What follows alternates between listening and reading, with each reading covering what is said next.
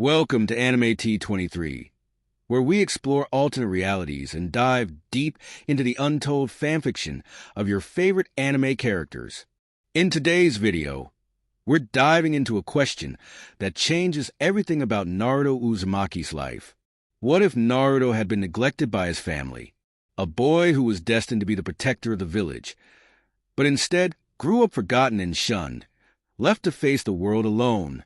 The pain of abandonment, a life without the love of parents or the support of friends. What would this isolation do to a child like Naruto?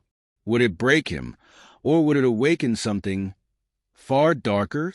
When there's no one to guide him, when the world turns its back on him, Naruto finds an ancient power within himself, the legendary with style, a power long thought to be lost, one that could change the balance of the entire ninja world.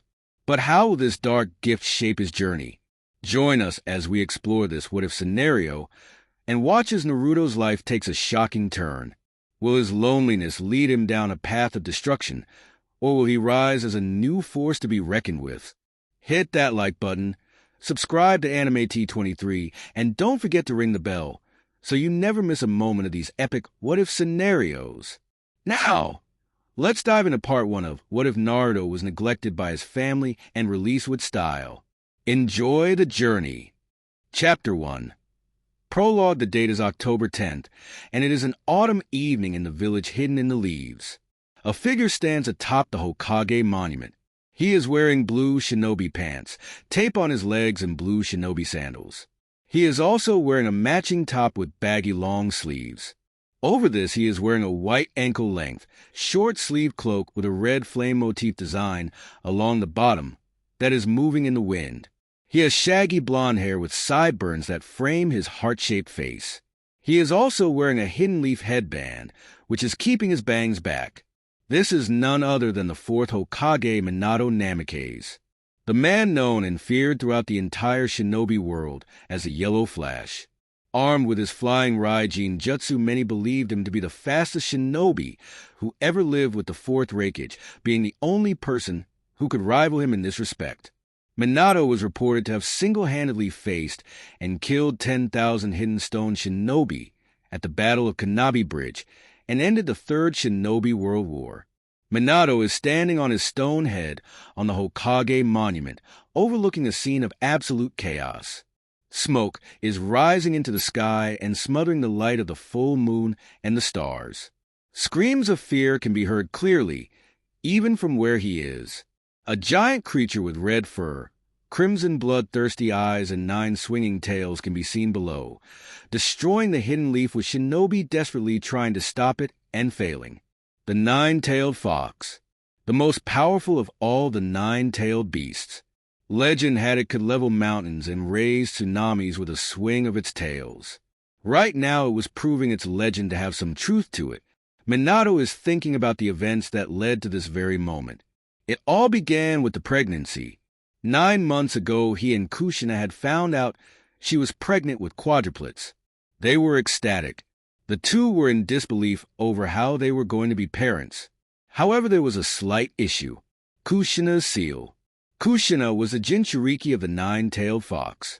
In a Jinchuriki's life, there was one time where the seal holding her tailed beast weakened considerably.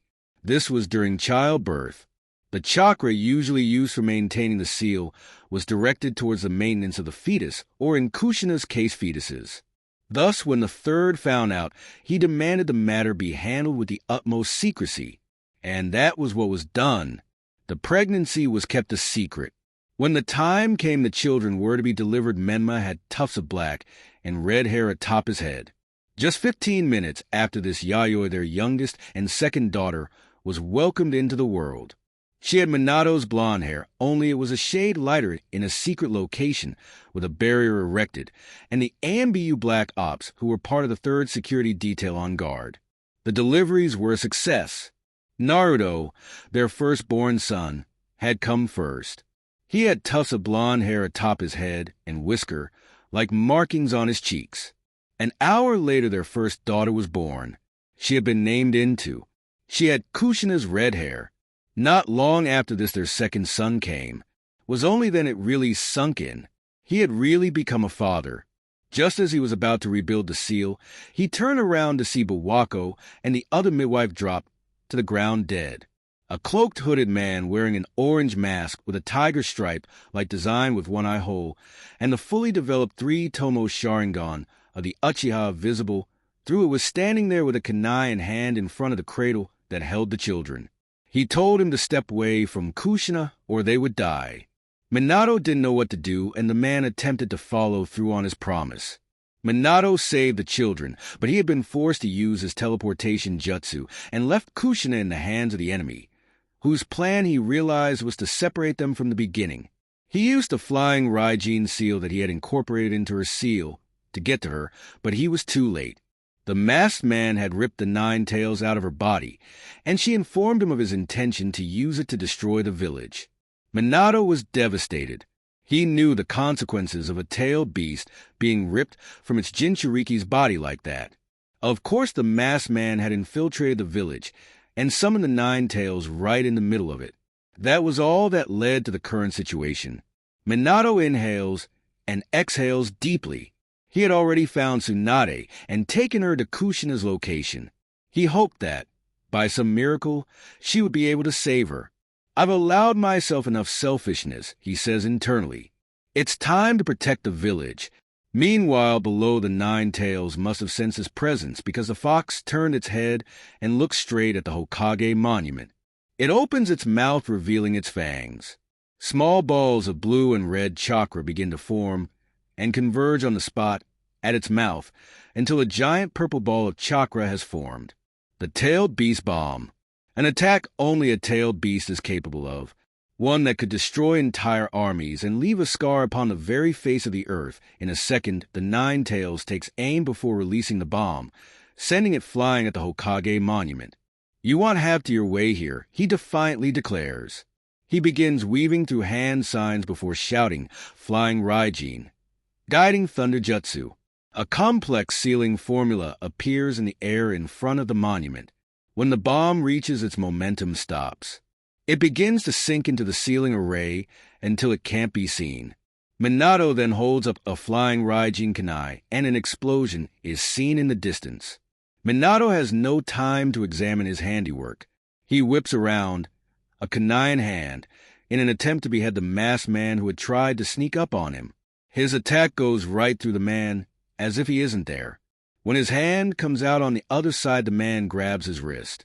A swirling distortion formed in the air with the masked man's only visible eye being the epicenter. Minato suddenly sees himself being pulled into the man. Acting fast, he activates the flying Raijin. Minato finds himself laying on the ground next to one of his kunai in front of another one of his safe houses, this being the one destroyed earlier.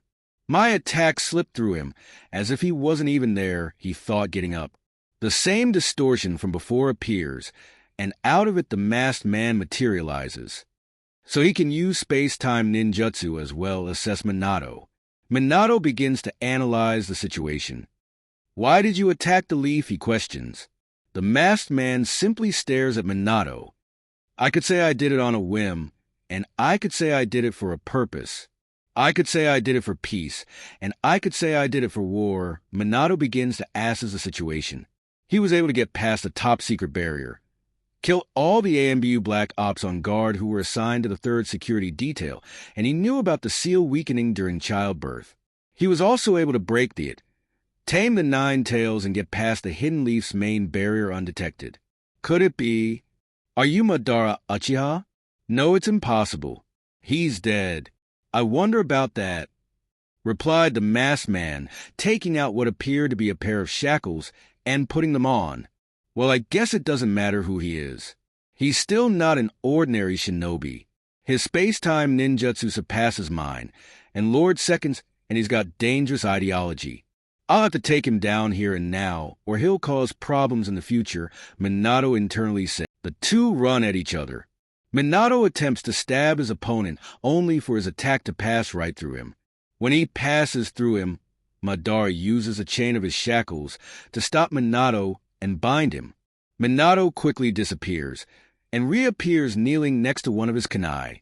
He's trying to use that chain as an effective method of attack for whenever he materializes, which is the only time he can attack. He can pull objects in, but only when touching them. With the Nine-Tails summoning time limit on his mind, he'll want to end this as quick as possible. He gets up, and the two run at one another again, Minato with a flying Raijin kunai in hand.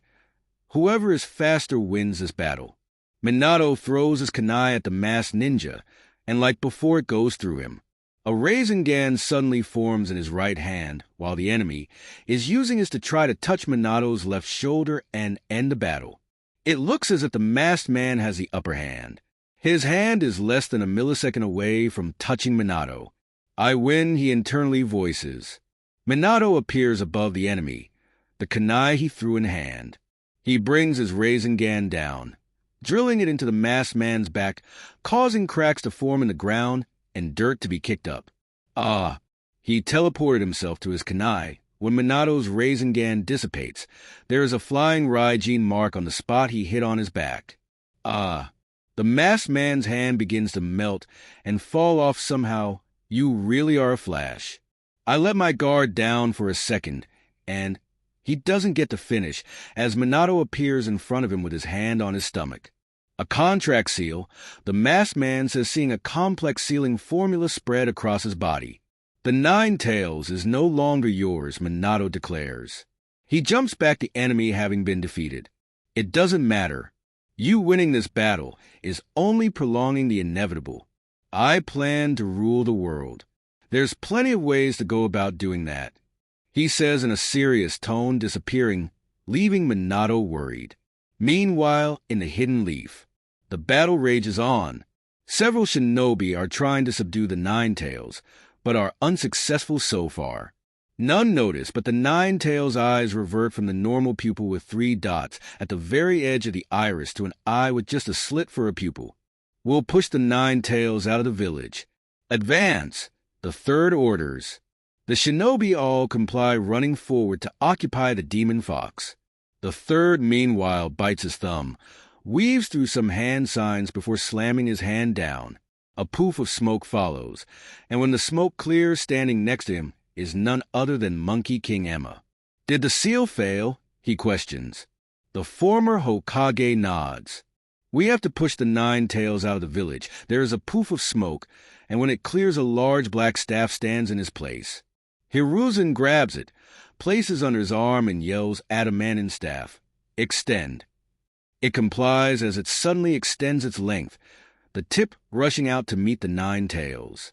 It hits the Nine-Tails in the chest, pushing the beats back until it is out of the village. "It's out! Don't stop!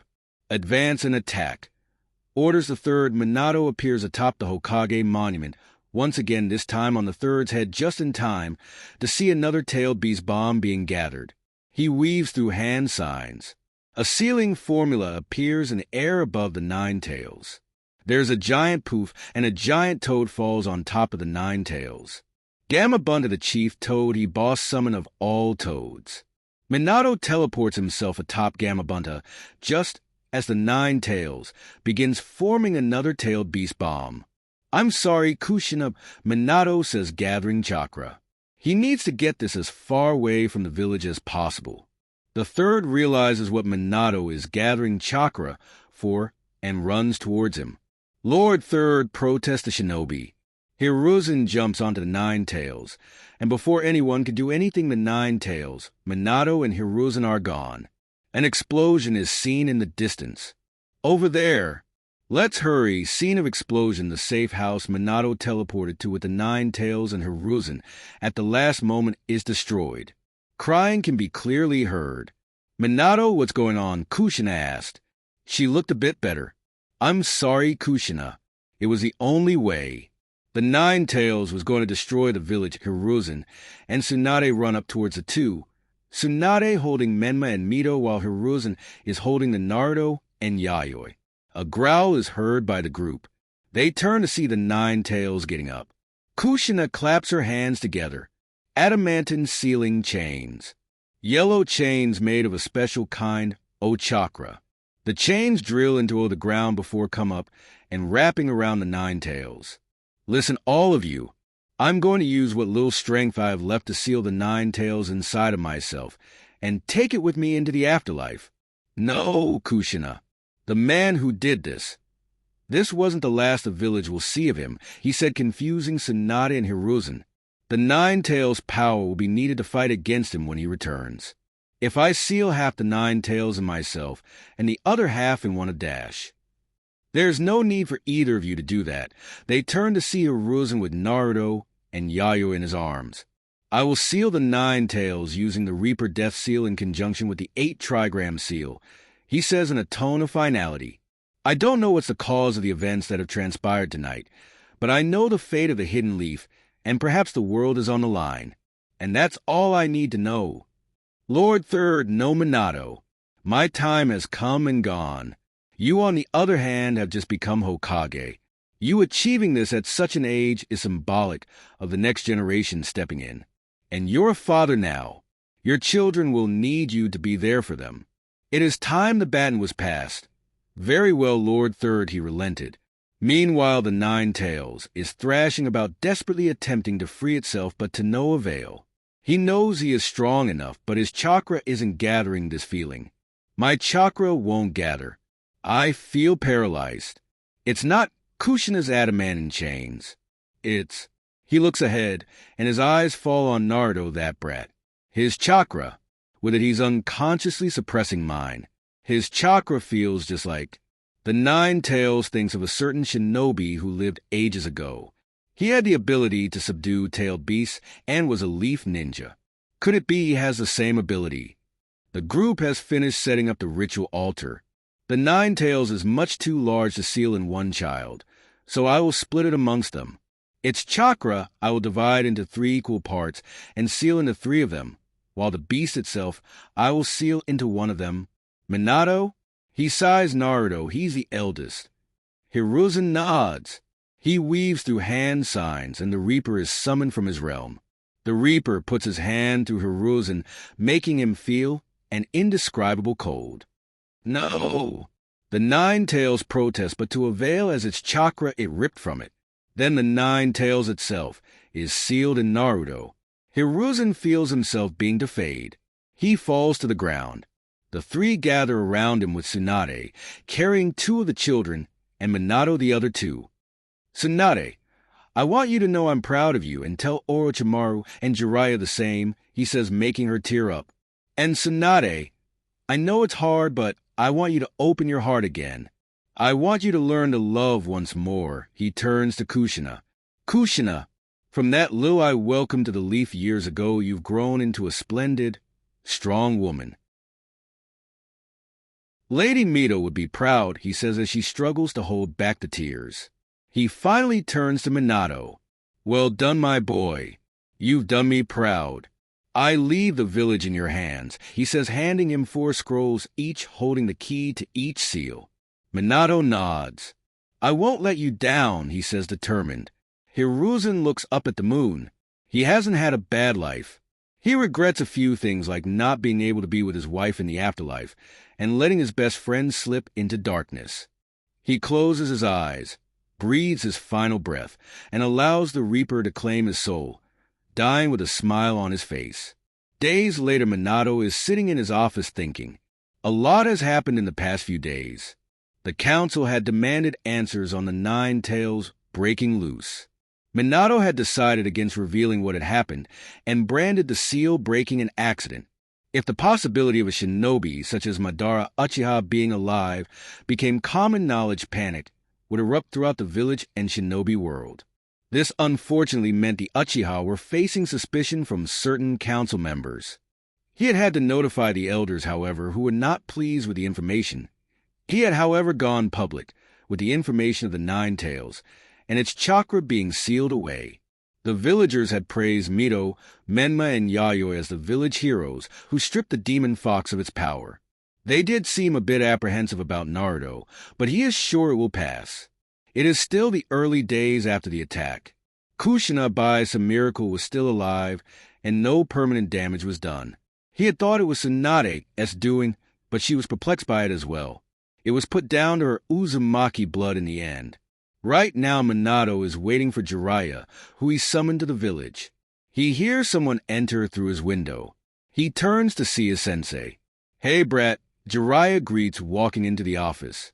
Minato smiles and immediately activates privacy seals on the room, so none outside can hear anything. He proceeds to explain everything to Jiraiya from beginning to end.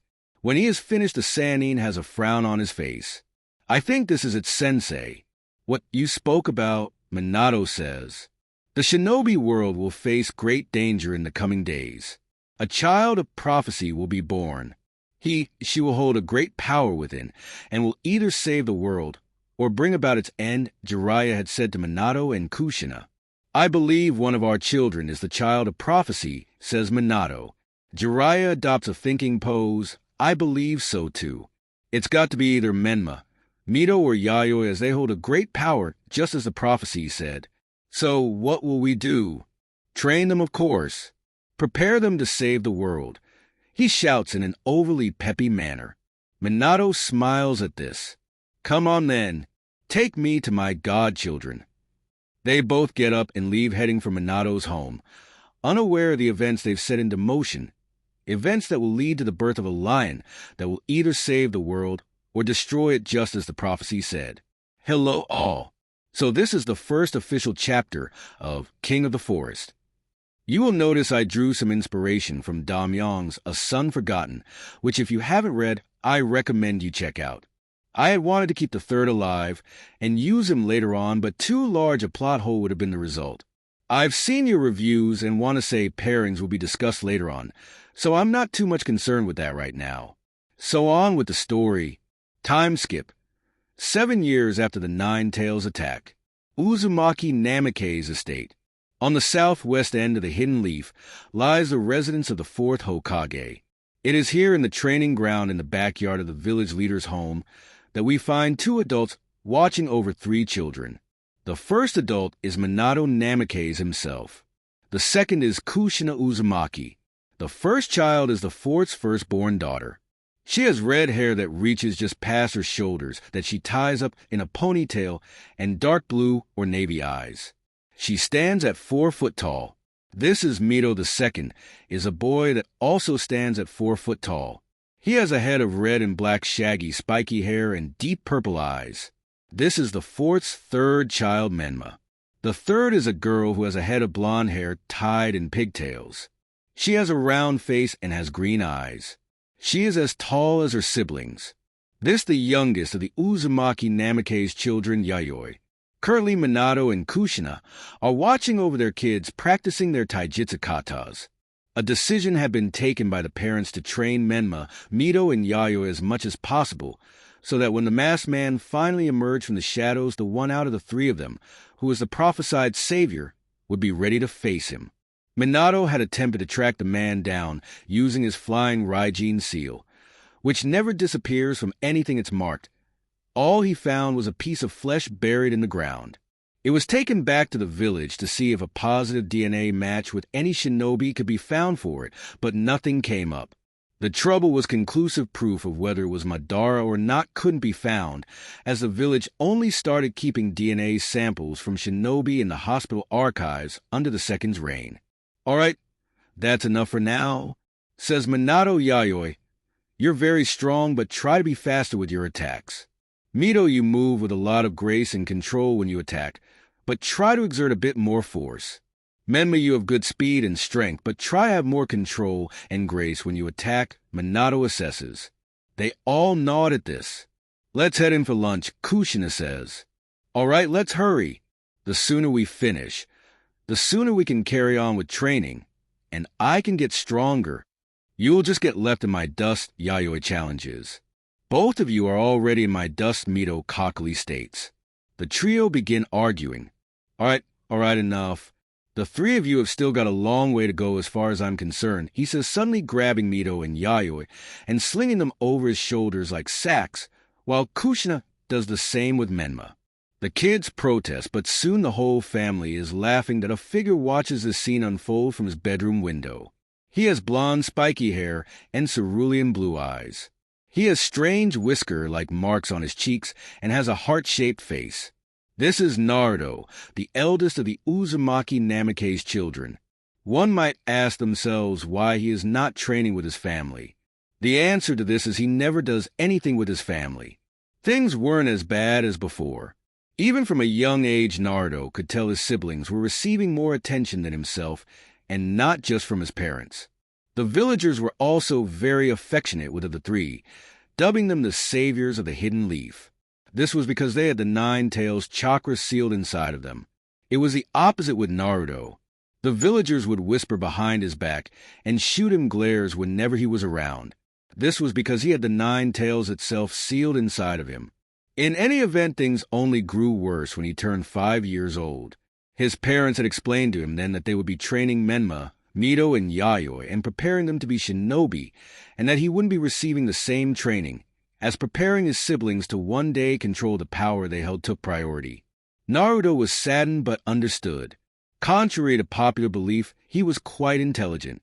The difference between him and his siblings was he had the foundation of a civilian academy student because of his parents neglecting to teach him. The neglect Naruto faced got worse, and worse to a point where whenever his family went out they would leave him behind. How did his siblings feel about this? Menma and Yayoi would constantly make fun of him for being weak when he was older and convince the kids at the academy not to go near him. Mito simply behaved obliviously towards his existence. Naruto is hoping things change soon. The next day, Naruto wakes up and heads downstairs to find the house empty. He clenches his fist angrily. As always, he smiles, realizing now is his chance. He heads to his father's study and begins raiding the jutsu section. The first he grabs is a shadow clone jutsu and some shuriken jutsu. Then, just as he's about to go for another, he hears laughter from outside. He utters a curse before leaving the study. He rushes up the stairs to his bedroom, shuts the door, jumps out of the window, and is off to the nearest available training ground. Hours later, Naruto sits on the ground panting. Since coming here, he has been working on his shuriken jutsu and taijutsu. He mastered the shadow clone jutsu quite fast. It suits him well because of his large chakra reserves. Now, he finally has someone to go to the academy for him while he puts in some meaningful training. The academy is a waste of time in Naruto's opinion. It doesn't properly equip one with the skills they will need when they go into the field. A majority of the students in it will fail to graduate, and for those who do, it will be a question of will they survive a year in the field. He gets up and heads home. Naruto is walking through the village and begins to see a crowd forming around him.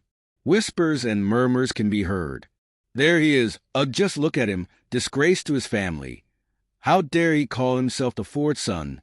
Demon Naruto takes off running, not being able to take any more, and doesn't stop until he reaches his training ground.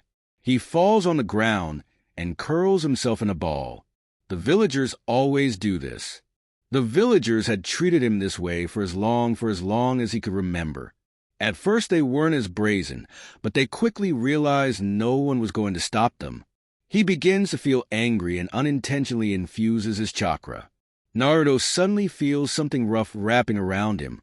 He opens his eyes to see what appears to be branches that have sprouted from the ground out of nowhere and wrapped around him. He quickly untangles himself. What was that? He says to himself aloud. He closes his eyes and places his hands into the snake seal. He infuses chakra and focuses hard. He hears a sound and opens his eyes to see a tree. This could only mean one thing. The next day, Naruto jumps out of his bed and wastes no time showering and getting dressed before anyone else is up, intent on confirming his suspicions about what happened last night. He jumps out of his window not wanting to run into anyone from his family, and is off training ground. Naruto forms 2 shadow clones. One heads to the academy, as is now routine, and the other goes to the library to collect notes on what base jutsu. Then he unfolds a scroll and starts reading. The summoning jutsu is a jutsu that allows the user to transport a target to their location. Before an animal can be summoned, a prospective summoner must first form a contract with the animal and/or its species. Although in rare cases one can use the summoning jutsu prior to acquiring a contract to determine the summoning animal one has a natural affinity.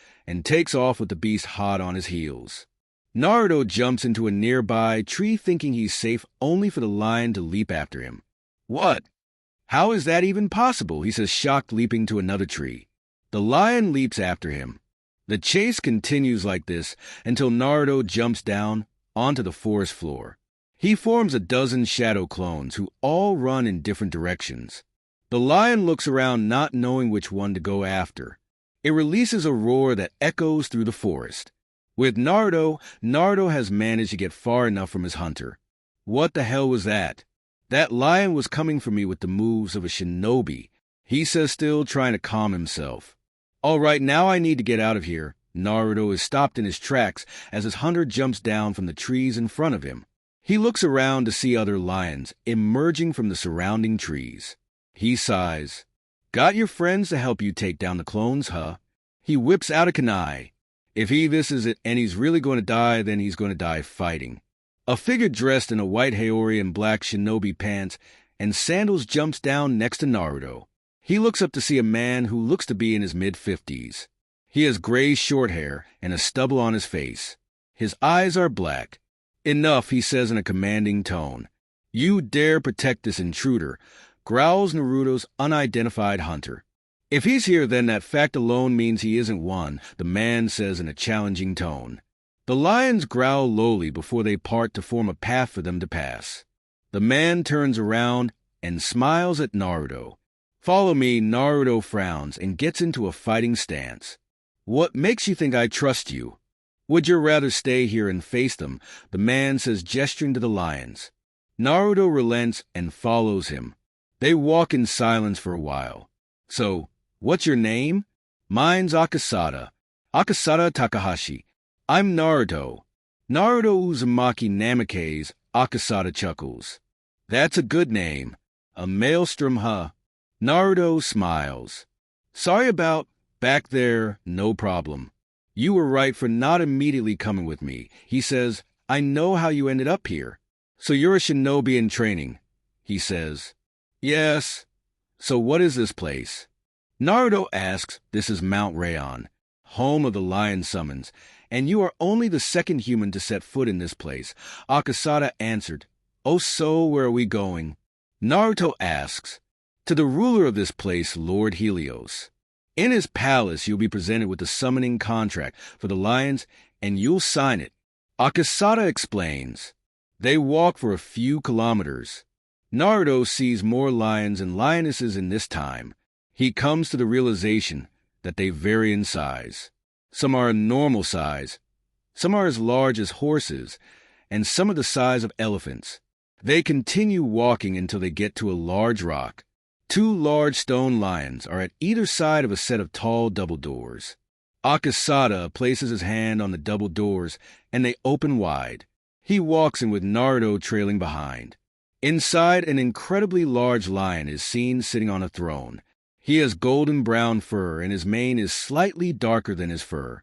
His eyes are golden in color. The lion is large enough so that Akasada, who is this? Asks Helios in an intimidating tone. Boss, this is a young man who winded up here after using the summoning jutsu without a contract. It appears he has a natural affinity for your people. Akasada says I'll be the judge of that. Bring out the summoning contract. If it rejects his chakra, you will pay Akasada, he says, causing the man to gulp. A lion comes out from behind the throne with the scroll in his mouth and sets it down in front of Naruto. Akasada unfolds it. Sign your name in blood here. Put each of your fingerprints here and infuse chakra and push it in here, he says. Just as Akasada said, his name is the only one on the contract. Naruto signs his name and marks the contract with his fingerprints. He breathes in deep before pushing his chakra into the contract. MHM. It appears you were right, Akasada. Human boy, what is your name? Also Helios. Naruto, he replies. Helios notices a determination and fire in his eyes and inwardly chuckles. You have now earned the right to summon the lions. It is an honor that you are only the second to have bestowed upon. Do not disappoint, he nods. Right, Naruto, let's go. They leave the chief lion's abode. When they get outside, a lion slightly smaller than Helios is sighting there. Akasada, who is his brat, questions the lion, making Naruto a bit angry.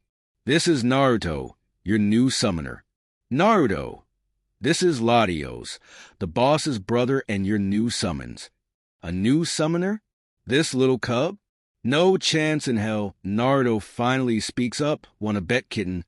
Latios growls and gets up, bowing his head to meet Naruto at eye level. Say that again, he dares. Kitten, Naruto says. There is silence. Ha, cub's got some roar. But as for your bite, that remains to be seen, he says, getting up and stalking off, leaving an irritated Naruto and an amused Akasada. Don't mind him. He's just testing you. Naruto sighs. So I get to summon all lions.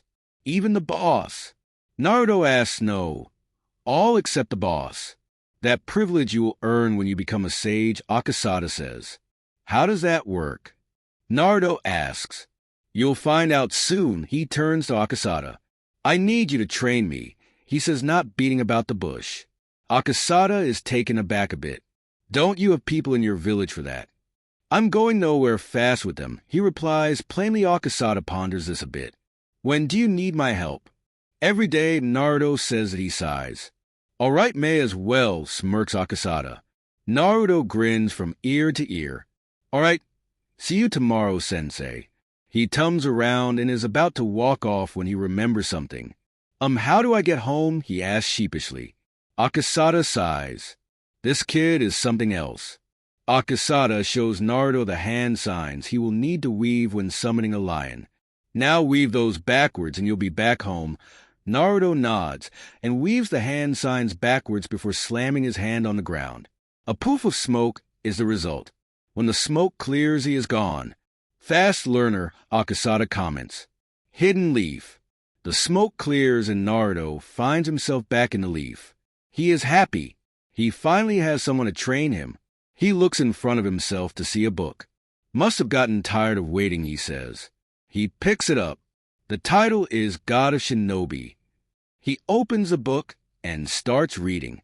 Hashirama Senju was famed for many things, such as establishing the ninja village system that the shinobi world operates by, and being the first Hokage. Many believe him to be the most powerful shinobi who ever lived. He practiced many jutsu, but perhaps the most powerful jutsu in his extensive arsenal was the wood style. With it, he could change entire landscapes in seconds, bring down armies, and even subdue tailed beasts. Naruto's eyes widen at this.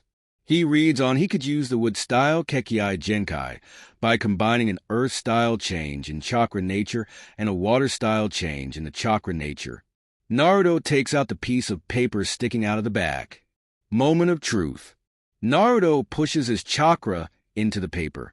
First it splits in half. Then the one half turns into dirt and the other becomes wet. There's no other explanation. Naruto has the wood style of the first Hokage. Time skip. 3 years later, Uzumaki Namikaze's estate, Menma, Mito, and Yayo are in the family's private training ground. They are balancing kunai on their fingers. A chakra control exercise. This is so boring, Menma complains. When am I going to get the chance to learn some real jutsu like Dad's Rasengan? Quiet down, Menma. Chakra control is essential. If you don't have it, then you won't be able to use a jutsu like the Rasengan, says Mito. Yeah. Menma, bored, blows at Yayo's kunai. "Hey!" yells Yayo Menma. "I'm telling Mom, Dad," she says, running to her parents, who are sitting on the side watching. "Mom, Dad, Menma blew my kunai off. I did no such thing. Right, Mito? They're both being a nuisance." "All right, that's enough for today," Kushina says. Mom, Dad all turn to Yayoi. When can Naruto start training with us?" She asks. In recent years, Yayo's feelings towards Naruto have changed. She's realized how she's been towards him and is trying to change that.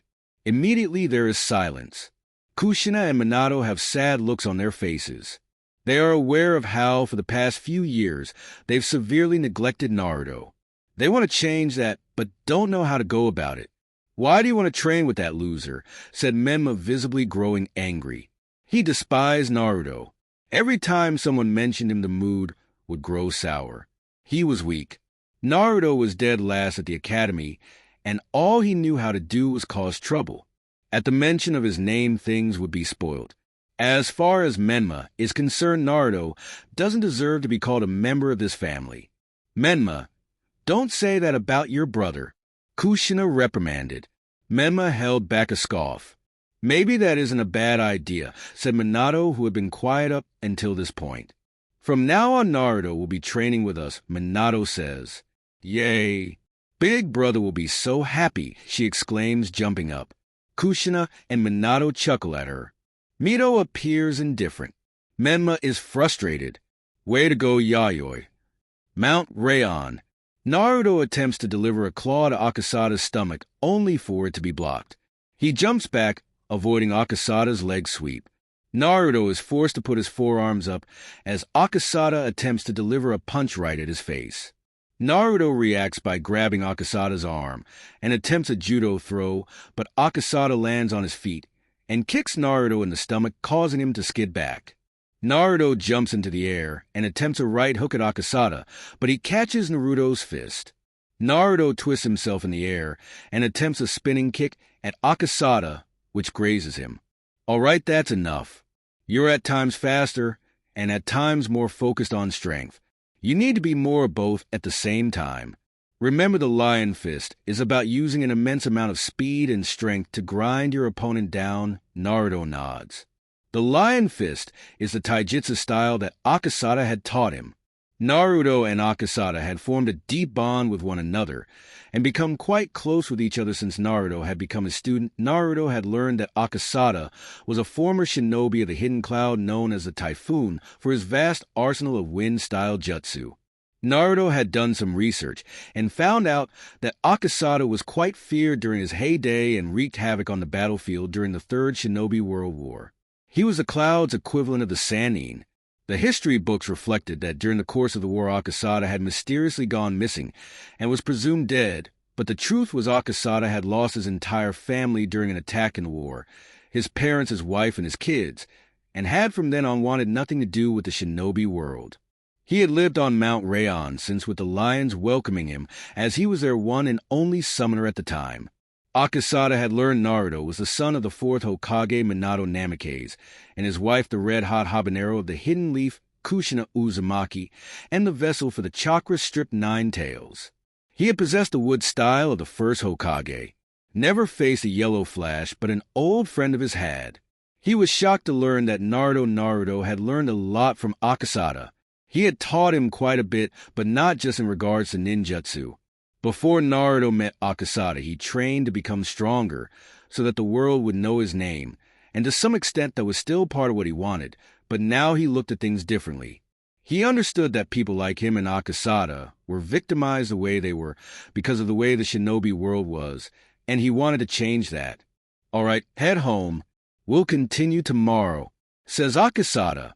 Naruto nods, bites his thumb, weaves the summoning jutsu hand signs in reverse, and in a poof of smoke is gone.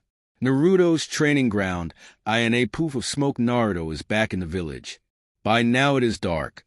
He gets up and walks towards his home. He has worked by the same routine for the past 3 years. Every morning he wakes up, gets ready for the day, and leaves before everyone else. He gets to his training ground, or leaves what used to be his training ground, and forms a shadow clone that goes to the academy. He then performs the reverse summoning jutsu and spends the whole day on Mount Rayon training with Akasada. Once the day is up, he heads back. Of course, he has to make sure he doesn't get careless lest he risks being found out, so on days where they have practical tasks and sparring sessions at the academy, he has to show up.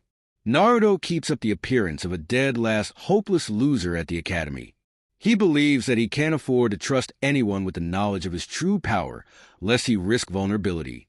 As for his with style, Naruto had learned only a few jutsu with it, and he hadn't trained extensively with it.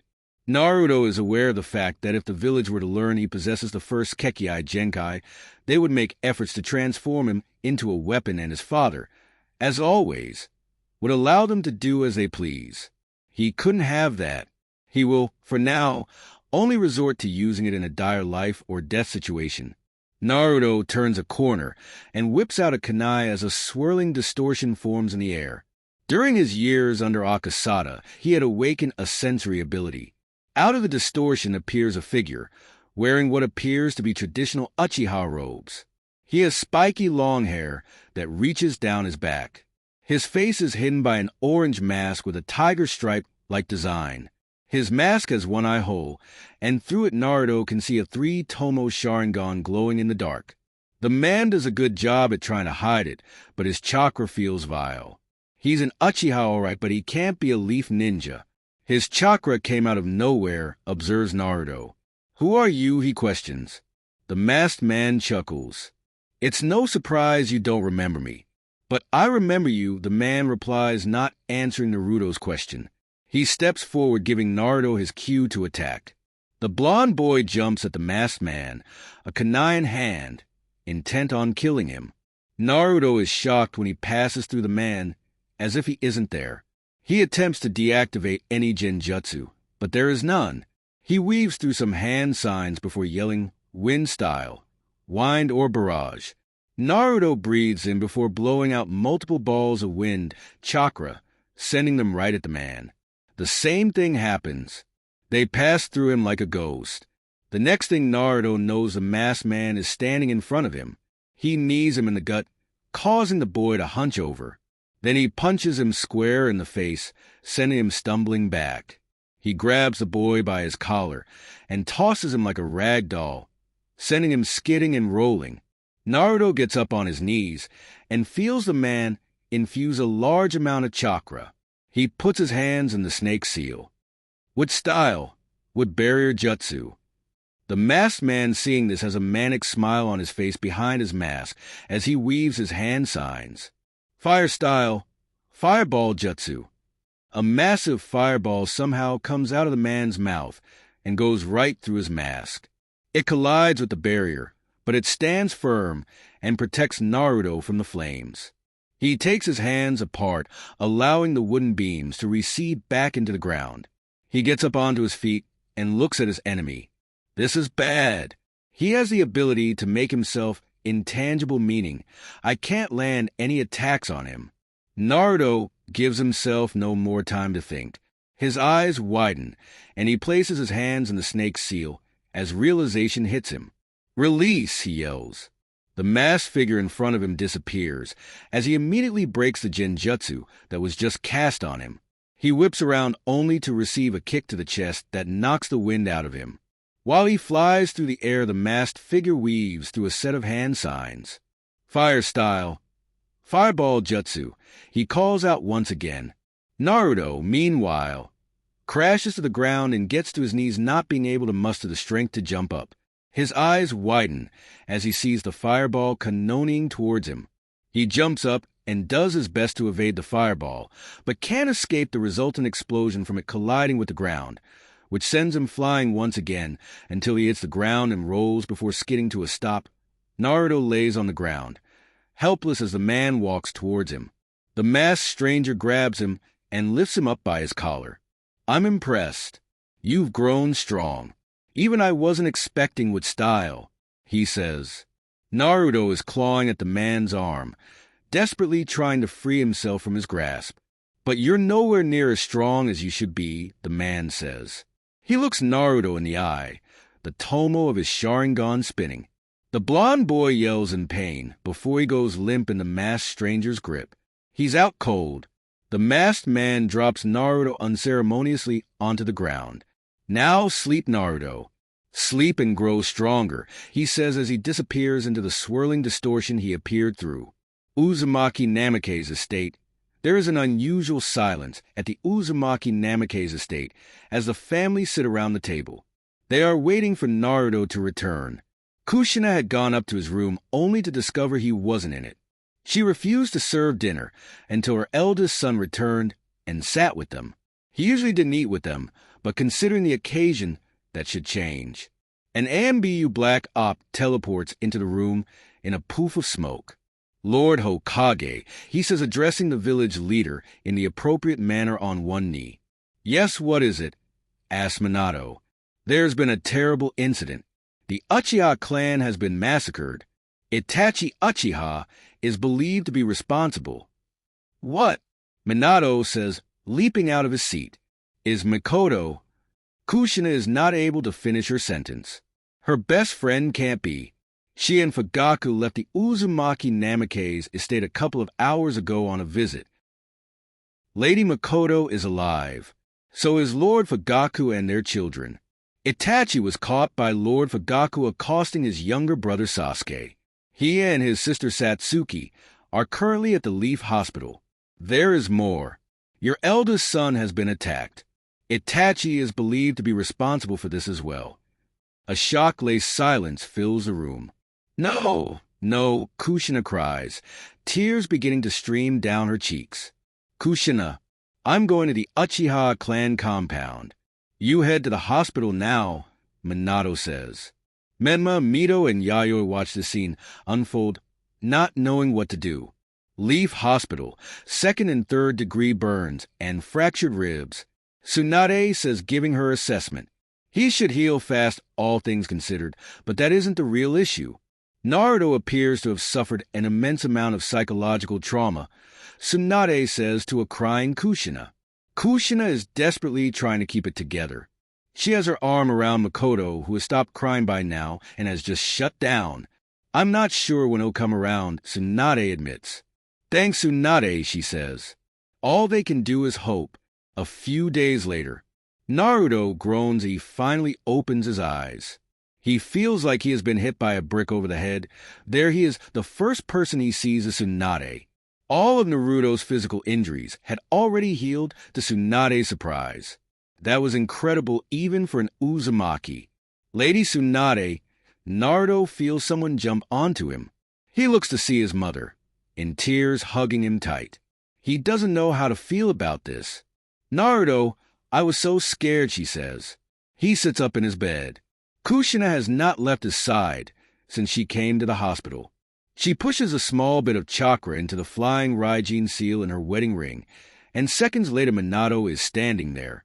"Naruto, you're awake," he says, smiling. "Yes," he replies plainly. "Do you remember what happened to you?" asks Minato. Naruto rubs his head. "I was on the way home from some training, and he just came out of nowhere and attacked me. IT tried to stop him, but he was too strong." "Who?" Minato asks. "Itachi Uchiha," Naruto replies plainly. Minato looks him in the eyes and can tell he isn't lying. "I see. Well, all that matters is you're okay. There's something I meant to ask you before all of this. Your mother and I had discussed it. We were wondering if you would like us to train you along with your siblings from now on." Minato asks. Naruto is taken aback by this. Where did that come from? "Well, it doesn't matter." "No, thank you," he says, surprising the couple. "But why?" Kushina asks. "The two of you have made so much progress with Menma, Mito, and Yayoi, and if I join now, I would only be holding them back," he says, lying through his teeth. "Well, we could train you aside until you catch up," Kushina suggests. "I'd rather not." Naruto insists. The conversation ends like this, although the couple take notice of how throughout the conversation Naruto avoided referring to them as mom and dad. The next day, Naruto is up as usual. Kushina had tried to keep him bettered, but he quickly reminded her of how he had completely healed. Yayoi had smothered and nearly squashed him to death when she saw him home and well. Mito simply said she was glad he was okay, and things quickly turned awkward afterwards. Menma didn't even speak to him. None of it matters to him. He walks through the village with a million thoughts in his head. Akasada will be wondering why hasn't he shown up for training in days. Speaking of which, the whole ordeal is still very confusing. He didn't know Itachi Uchiha very well. He knew his mother was best friends with Kushina and that he was a once-in-a-generation prodigy who became a Chunin at age 10, an AMBU at 11 and captain of his own squad just 2 years later at 13.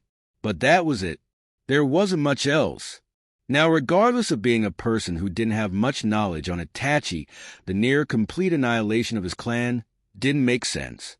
And Itachi choosing to attack Naruto of all people made even less sense to the blonde. What did he ever do to him? Now that he thought carefully about it, the two had never properly exchanged words. The way Itachi spoke when he attacked him was strange, like he'd been watching him. He shakes his head, finally arriving at his old training ground. He forms a clone that wastes no time in leaving for the academy. He bites his thumb, weaves through the signs he's become so accustomed to, and slams his hand on the ground, disappearing in a cloud of smoke. Mount Rayon. Naruto arrives at the usual spot he and Akasada use for training to see his sensei isn't there. He decides to go look for him at Helios's palace. He walks past many lions and notices some of them give him looks. Over the past 3 years, they have become accustomed to his presence, so this is quite strange. He arrives at the palace, greeted by the usual stone lions at the door. He pushes the double doors open. Lord Helios, sorry to disturb you. I can't find Akasada, Naruto says. Sitting next to Helios is Latios. Naruto steps forward, Helios commands. Naruto does as he is told. A lion comes towards Naruto with a scroll in its mouth. He takes the scroll and opens it up. Dear Naruto, if reading this then I'm gone. As I write this letter I'm sick. The truth is I've been sick since before the day we met. At first I didn't tell you because it was a matter of you not needing to know. But then things changed, Naruto. Over the 3 years we spent together, and I forged an incredible bond. You found a place in my heart, and I found one in yours. You made me feel like I had my family back, like I had back the son I lost. And for you, I suppose I was the father you never had. And that's probably why you're mad at me right now. And I'm sorry. I'm so sorry for being a coward and not telling you this face to face. I just couldn't bring myself to do it. I hope you can forgive me. And one more thing, Naruto. I believe it will be you. I believe you will be the one to change this shinobi world, to ensure there never have to be people like you and I. It's no coincidence that you possess the ability of the first Hokage. You are the harbinger of change for this world, Naruto. Go and fulfill your destiny, and show the world you are what I've always known you to be. A lion. The world is a jungle laden with dangers, but you are its king, a lion. Love your sensei, your friend, your father, Akasada Takahashi. P.S. You will be given a large scroll that contains almost every jutsu I've ever mastered, along with a storage scroll containing my life savings. Use these well. The lion comes forward with a second larger scroll. Naruto is by now crying at full force. He takes the scroll with one hand, and the other is wiping away his tears. Do you want to see his body? Latios asks. No. Naruto replies, desperately trying to stop crying. I need some time. He walks off. It will be a while before he is able to bring himself to set foot in this place again. Beginnings time skipped. 3 years after the Uchiha incident. The Genin examinations. This event is seen as the culmination of years of work from the aspiring ninja. A day where academy students who were once seen as hopeless rookie brats were finally recognized as fully fledged shinobi. Naruto Uzumaki is walking through the central part of the Hidden Leaf towards the academy. Today he will be taking the same exams. He would be lying if he said he wasn't a little excited. It's been 3 years since Akasada's death. In this time, he has continued to keep up the facade of a dead last loser. Whenever he had to write theory tests, he would calculate how many he needed to fail and pass to barely pass, and sometimes purposely failing and taking extra credit. Whenever they had sparring sessions at the academy, he would use the basic taijutsu style and fight until having acquired enough points to pass before taking a dive, but he wouldn't have to for much longer. Once he becomes a shinobi, he'll finally legally be an adult, and at that point nobody will be able to touch him. Not even Minato. Speaking of which, after his beating at the hands of Itachi Uchiha, Naruto was plagued by attempts by his family to get back into his life. Well, to be more specific, attempts by Minato, Kushina, and Yayoi. Mito has always seemed indifferent and uninterested by him, whereas Menma openly voiced his disdain towards him. Years ago, Naruto would have jumped at the opportunity to finally be part of the family, but he didn't want that anymore. There's still the matter of the wood style. Naruto realizes he didn't put much thought into that. He couldn't keep it hidden forever. Not because he is incapable of doing so, but because it's a powerful Kekkei Genkai, and not being able to use it is just inconvenient and a monumental waste. He ends up deciding, like always, to push that to the back of his mind to be dealt with later. He had continued to train himself in its use. He hasn't been to Mount Rayon since that day 3 years ago, the day he lost his sensei. Flashback. There is no use in being strong if you don't move fast enough to land a hit, and there is no use in being fast if you're not strong enough to actually land hits that have an effect. Akasada says, sending Naruto flying through the air with a kick to the chest. Naruto rolls and skids along the ground. He sits up. Are you going to teach me ninjutsu, or have you been lying to me this whole time and you never really made it past the academy? Naruto asks, growing frustrated. Akasada grows red, and steam comes out of his ears. How dare you? Do you know who I am? I am the Akasada Takahashi, the great typhoon of the hidden cloud. A man capable of commanding the wind with his very voice, he shouts. Akasada continues to rant, but quickly realizes Naruto is tuning him out. Naruto, listen to me, he says, growing redder, waving his arms in the air. Naruto sighs and puts both fists to his chin. There's no point in learning ninjutsu without the correct base, which is taijutsu. Your opponent will have you on the ground before you can even finish weaving signs. Why are you so desperate to learn ninjutsu anyway? Naruto mumbles. What? Akasada says, I want to get stronger, so they regret ever leaving me out in the cold, so they can't ignore me any longer. I want them to fall to their knees and beg me to come back, just for me to shut them out like they did, Naruto confesses. Akasada's face softens. He walks over to the student and sits down next to him. Look, Naruto, I'm not going to sit here and pretend as if I understand and can relate to what you've been through and are going through, because the truth is I don't. Akasada says, but if that's really why you're doing this, maybe you should cut your losses and leave now, he says to Naruto, shocking his student. You have immense potential to become bigger than anything this world has ever seen. I know it. This is coming from someone who has fought alongside the 3rd and 4th Raikage. It's for that reason that, if your heart isn't in the right place, then someone like you could end up causing untold destruction, he says, causing Naruto's eyes to widen in shock. And I don't want that. That's all I will say to you. Akasada leaves his student with a lot to think about, jumping up and twisting in the air before landing on his feet in front of Naruto, who is now reflecting on his sensei's words. So, ninjutsu, he breathes in while weaving signs, before blowing out a gust of wind that lifts Naruto into the air. He watches as it transforms into a miniature tornado. Naruto yells, protesting as the twister whips him about. Before you learn ninjutsu, you need to learn how to creatively evade and or neutralize the enemies. Akasada says, sitting down. It's his turn to prop his chin up on his fists. Well, go on then.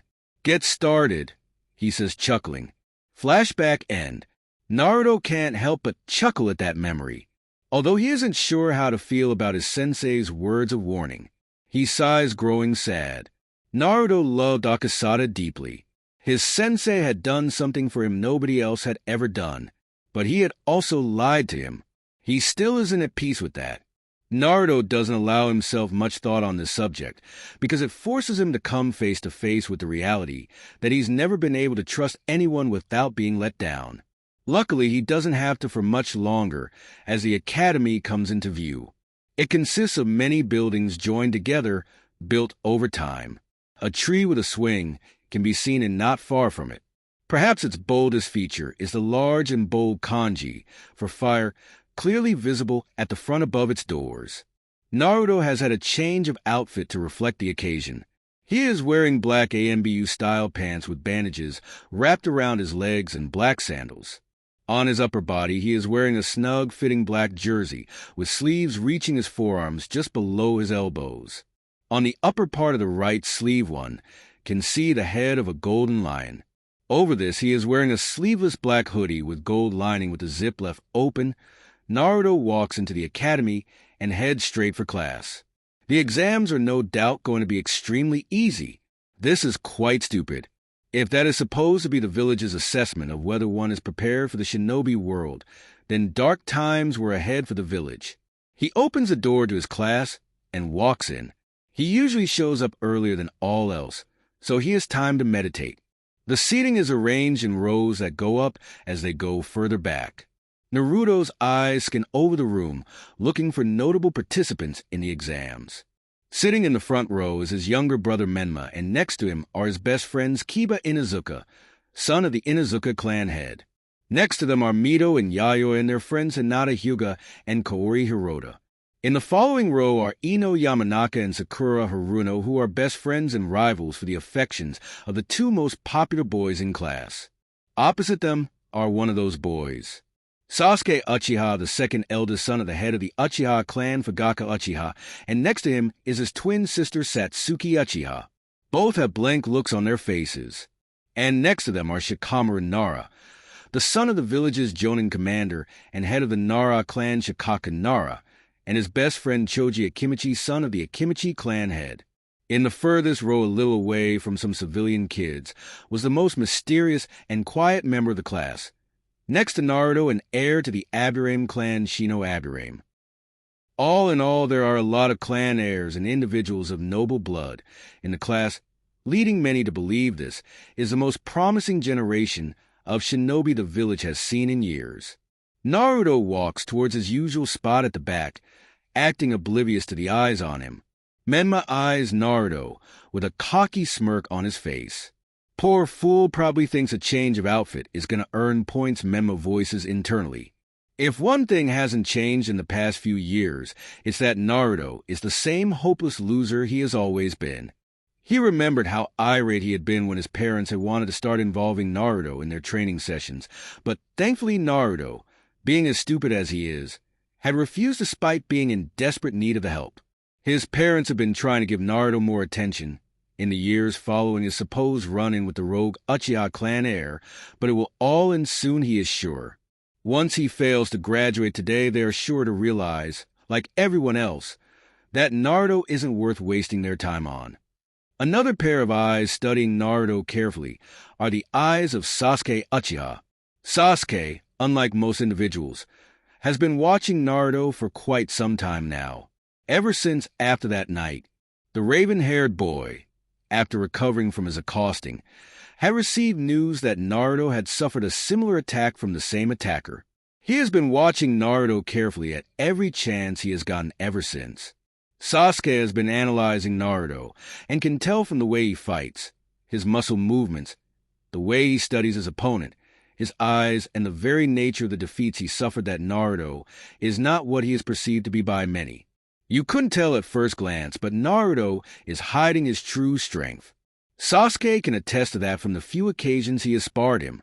He's strong, perhaps as strong as himself. The question is, why would Naruto hide his power? Sasuke is determined to find out. The reason being it may lead him one step closer to him. Naruto gets to his seat in the corner at the back and sits down.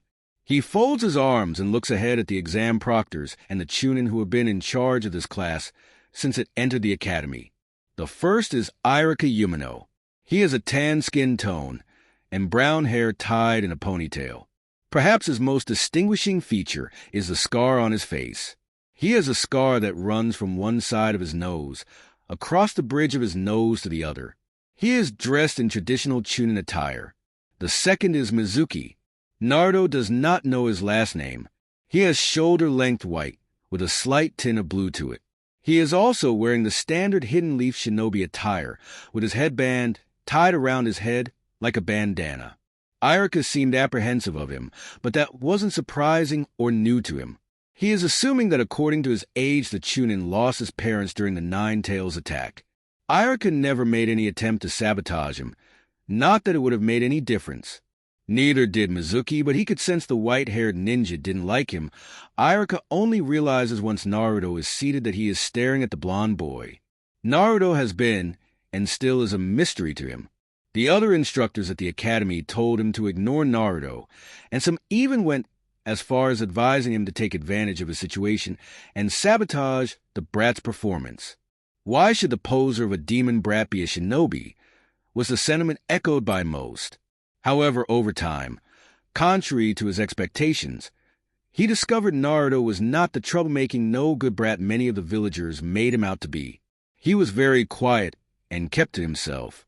Though Iruka is sure this isn't by choice, seeing as calling Naruto's reputation bad is an understatement. Naruto is, on a daily basis, mocked and ridiculed for being the only weak member of the Uzumaki Namikaze family. His sisters are always top contenders for the right to top kunoichi, while his brother has been locked in a duel for top of the class with Sasuke Uchiha since their class entered the academy. As for his parents, their achievements need no mention, whereas Naruto himself is dead last, barely passing each year, and on some occasions surviving on extra credit. Iruka at first supported this popular view. The memory of his parents' death is always still fresh and vivid in his mind, but he, after a while, realized there wasn't any real piece of evidence making Naruto suspicious. In the end, Iruka resolved to be impartial towards Naruto, choosing not to sabotage him, but also not offering the struggling boy any help. He didn't make it hard, seeing as he never asked.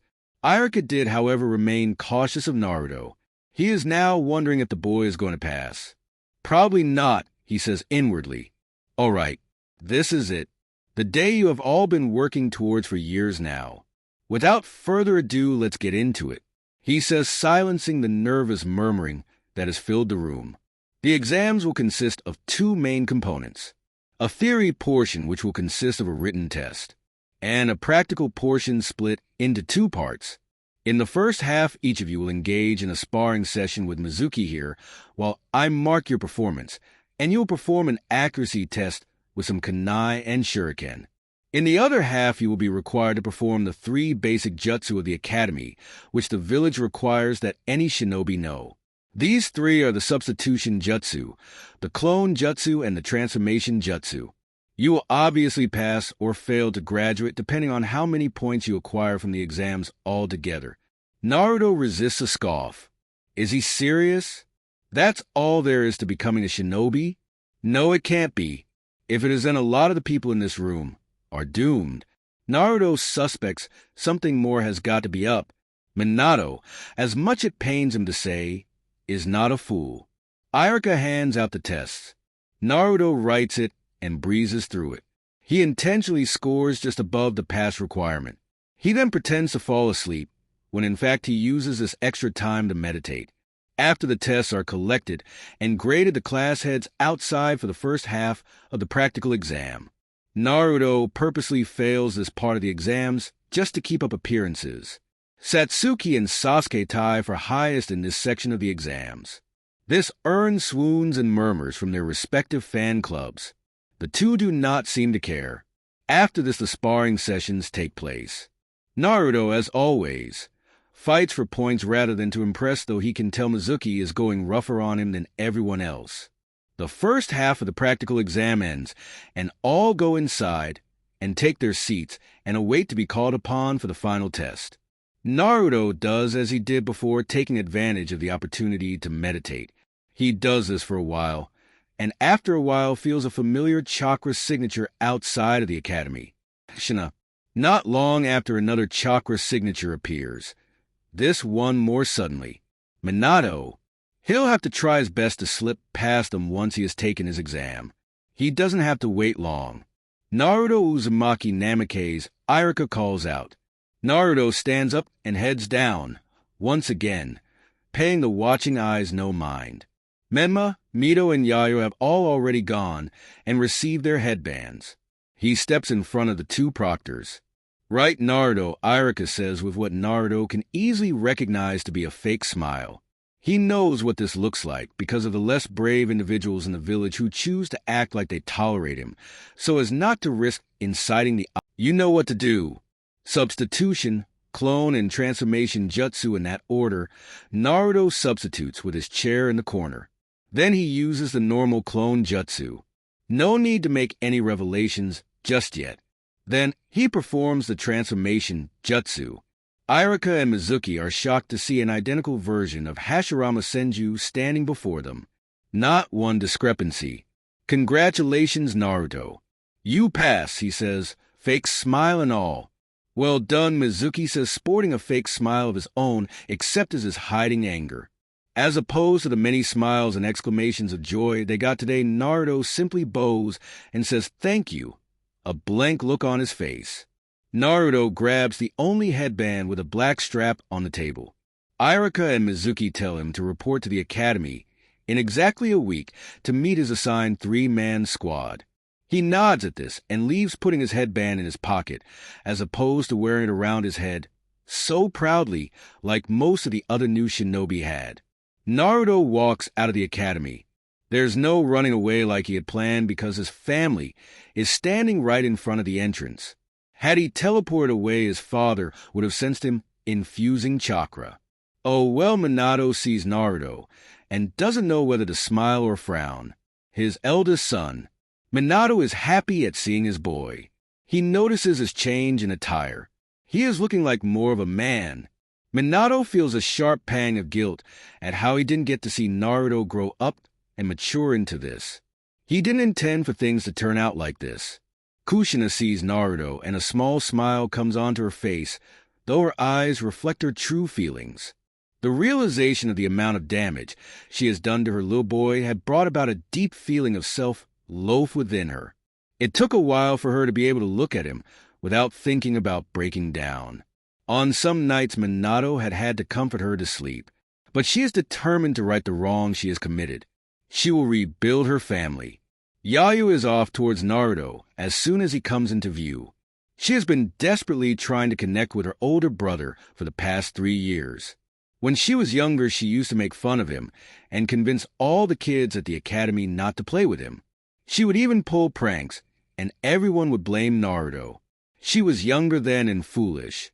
She acknowledges that. She just wants to be his sister again. She realizes he isn't wearing his headband. Oh no! Did he fail? Menma sees Naruto approaching and resists scoffing. He honestly makes him sick.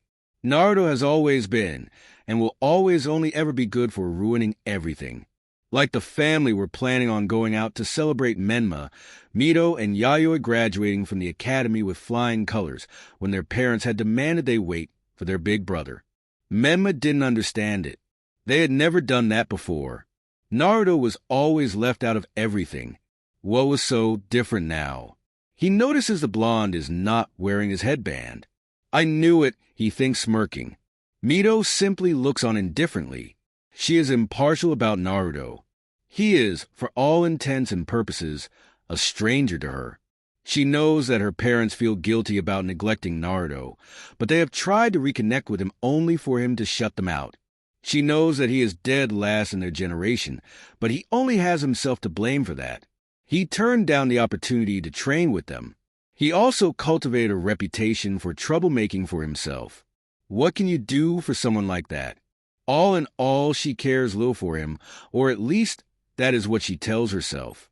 Naruto sees Yayoi coming. At first he thinks about sidestepping and letting her fall, but decides against it. Yayoi jumps on Naruto, hugging him tight. Big brother. She looks him over. Did you pass? She asks. No, he didn't. Are you surprised? Menma says, smirking. All eyes fall on Naruto, who takes out his headband and straps it around his head. Congratulations, Naruto. I'm proud of you, Minato says, beaming. Naruto nods and bows. Thank you, Lord Hokage. He says, simply making Minato wince at how he doesn't call him his father. Naruto moves to end the conversation before it can go further. "I'll be seeing you all later," he says, brushing Yayoi off and leaving. Kushina looks down in sadness. She feels Minato's arm wrap around her. "Give him some time, Kushina. He'll come around." Minato comforts. "Right, guys? What do you say we go out and celebrate?" Minato says. "What about Big Brother Naruto?" Yayoi asks sadly. "Your brother wants to be left alone right now," Kushina says. Naruto's training ground. Naruto opens his eyes and looks up. The light of the crescent moon and the stars is shining down. He came here to meditate a few hours ago after escaping his family. "I did it Akasada-sensei," he says. Naruto gets up and starts walking home. Now, things are going to start changing. Naruto feels a familiar chakra signature approaching. A figure flies past in the trees towards the village gates. With Mizuki is speeding towards the village exit. Under his arm is a large scroll.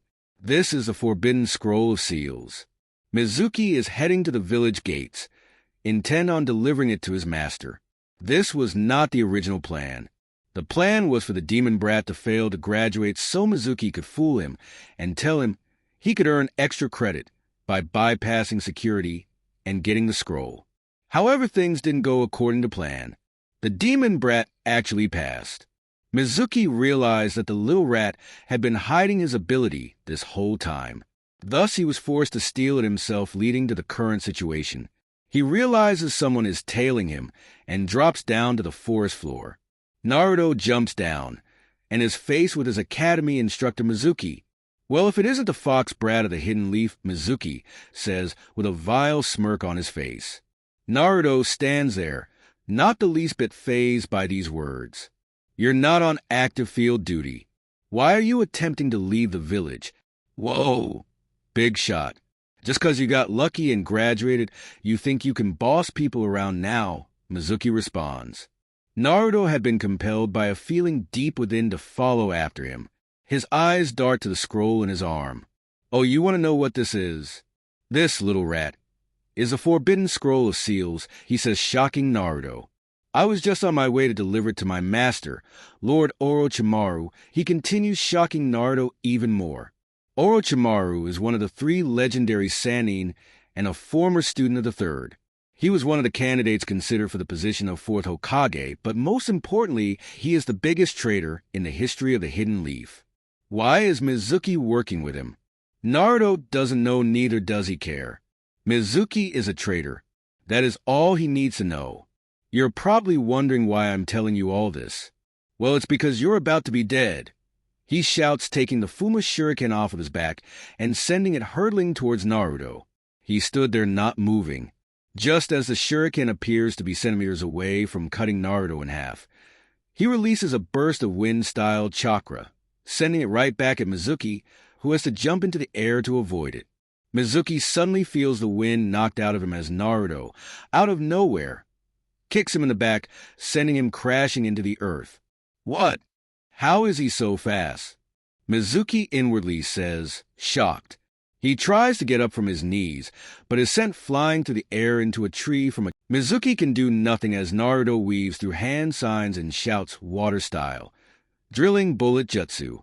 A jet of water emerges from Naruto's mouth and smashes into Mizuki, sending him right through the tree, breaking it. He flies for a few meters before crashing unceremoniously onto the ground. He is out cold. Naruto walks up to him and ties him up with ninja wire. If Mizuki hadn't underestimated him, that wouldn't have been so easy. He still would have won, but it wouldn't have been so easy. He thinks back on everything that has led to this point. He looks up, one step closer. He says before teleporting away, the last few days have been particularly busy for Minato. All 4 of his children had graduated from the academy. On the night of the day they were promoted to Genin, it had occurred that a Chunin Academy instructor, one of the 2 who had been teaching them, had stolen the Forbidden Scroll of Seals and attempted to leave the village. Mizuki had come very close to making away with the scroll and all the forbidden jutsu within, and would have done so had it not been for a certain shinobi. Mizuki had been attacked and stopped by a mystery shinobi and left tied up for the AMBU to apprehend. For the past few days, he had been interrogated about why he had stolen the scroll and who took him down before he could leave with it, but to no avail. Some of the few who knew had dismissed it as the actions of a power-hungry fool, but Minato is not so sure. Mizuki is just a chunin. Surely no matter how much of a fool he is, he would have realized there is nothing a shinobi of his caliber could do with a scroll containing such jutsu. This leads Minato to the conclusion that someone tasked him with it. But who? An enemy village? Rogue shinobi? The Hidden Stone had been itching to get revenge since the war ended, but the memory of Kanabi Bridge ensured that the very mention of his name struck a terrible fear into them. The Hidden Cloud is a very militaristic village, and their current Reikage is on a mission to make the village the most powerful in the elemental nations. Though with their failed attempted kidnapping of the Hyuga clan head's firstborn daughter occurring only a few years ago, perhaps they wouldn't be so brazen. Rogue shinobi? Was it perhaps the criminal shinobi organization that Jiraiya had informed him of, and that Itachi Uchiha was reported to have joined? Whatever the case, Minato knew this should be treated with the utmost seriousness. He had had Ibiki and Enko handle the matter, but when they failed, surprisingly, he had Inoichi attempt to extract the needed information. To his shock, the Yamanaka clan had failed as well. After some investigation, it was discovered there was a seal on the shinobi's brain that acted as a lock to his memory. The seal wasn't a problem for someone like Minato, however. It is outfitted with a fail-safe mechanism that ensures that should it be broken, Mizuki's brain will be destroyed before any information can be retrieved. This is worrying to Minato, although this did confirm his suspicion that Mizuki was working for someone, and someone powerful, but who? Minato was just thankful that the scroll was recovered. Now, if only he knew who was responsible. He understands Mizuki not revealing his master, but why not reveal who stopped him? Perhaps this is another individual within the village who was working with him who ended up deciding against handing over the scroll and betrayed Mizuki, and now the Chunin is protecting this person for fear that they will tell all there is to know about the plot. Minato is very disappointed in how the scroll was even able to be stolen in the first place. Security around the tower has been tightened as a result. When Danzo gets word of this, he won't hear the end of it.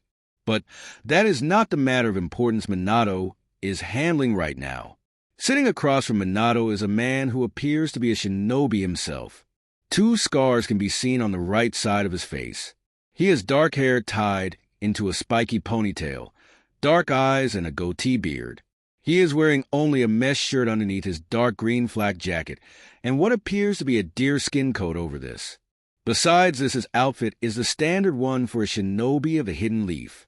This is none other than the Jonin commander of the Hidden Leaf, and by far its most skilled tactician and sharpest analytical mind, the Nara clan head, Shikaku Nara. Currently, the pair is discussing the team arrangement of the newly promoted generation of shinobi of the Hidden Leaf, which contains their children. So, Minato, how do you feel about this lineup? Shikaku asks, not referring to the village leader by his appropriate title. Well, there are a lot more assault squads, Minato observed. There was only one team completely devoted to tracking, and that was pretty much it. Shikaku nodded at this. True, there are, but there isn't a shortage of tracking and espionage personnel within the village. It is to be expected.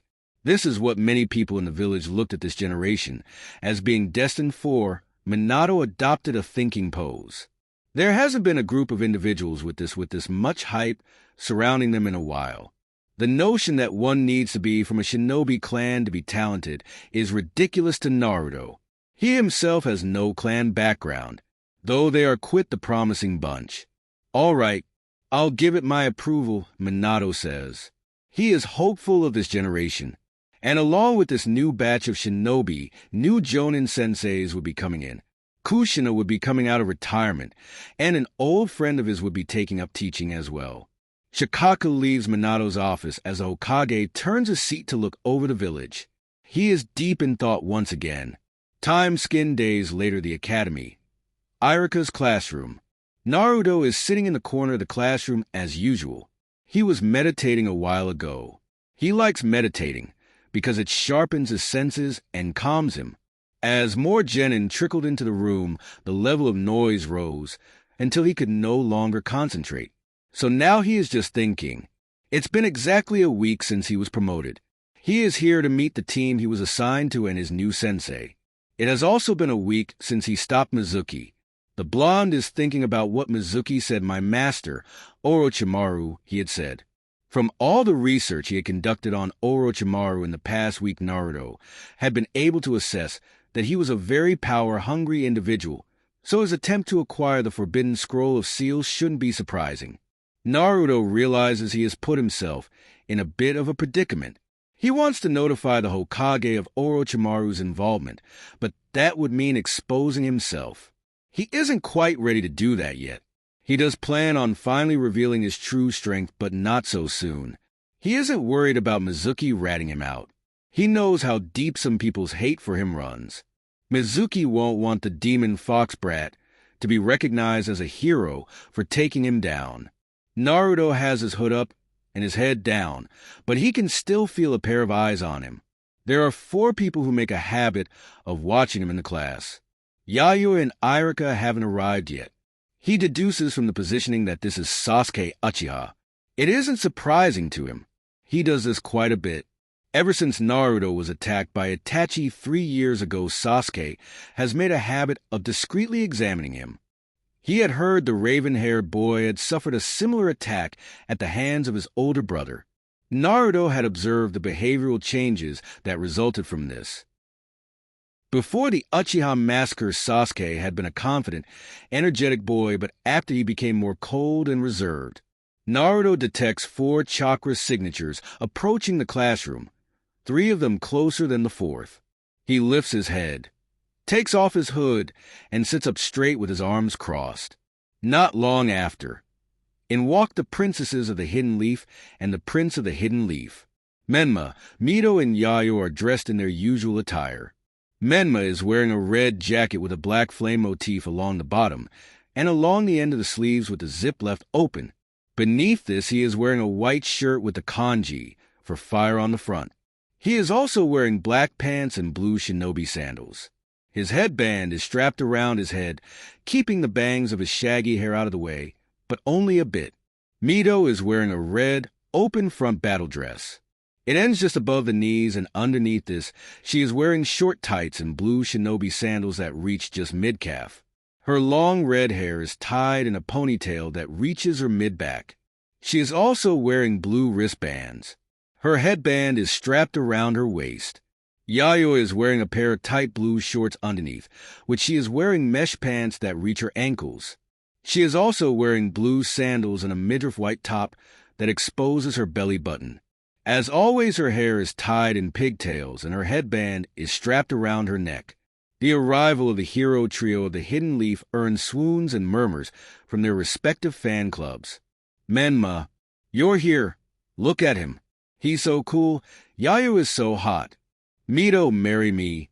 She's incredible. The 3 walk into the classroom behaving completely oblivious to the shouts and murmurs. They have gotten used to this sort of treatment. They walk to their seats and sit down, Menma high-fiving Kiba. Man, they can't get enough of you, Kiba compliments. What can I say? I'm irresistible, Menma brags. Mito smiles and greets her friends. Hi, Mito greets Hinata. Hey, Hinata, Kaori, you ready? She asks. The 2 nod. Yayoi, meanwhile, is with Mito, Kaori, and Hinata, but is not paying attention to them. She is looking to the back of the class at Naruto. Naruto realizes that Yayoi is looking at him, but he is behaving obliviously to this. He hadn't lifted his head to see these 3, but rather for Irika, who should be arriving any second now. Hey, Yayoi. Yayoi sighs in an exasperated manner. She turns her head to see Kiba standing in front of her. How are you? Kiba asks. It is no secret that Kiba is infatuated with Yayoi. Members of the blonde girl's fan club begin to protest. The Inuzuka dares them to do something. Right. Irika shouts, walking in. Quiet down. Kiba, sit down. No one listens, and it looks as if a fight is about to break out. Irika sighs before performing his big-headed jutsu. Shut up, he yells. There is silence. Kiba finally sits down. Right now, first of all, I would like to congratulate Mema Uzumaki Namikaze and Sasuke Uchiha for tying for Rookie of the Year. He says, causing applause to erupt throughout the room, particularly from the two boys' fangirls. Sasuke displayed his trademark scowl, while Menma smirked cockily. And I would also like to congratulate Satsuki Uchiha and Mito Uzumaki Namikaze for tying for top kunoichi. He says, causing another eruption of applause to occur, this one laced with whistles. Yayu is clapping happily.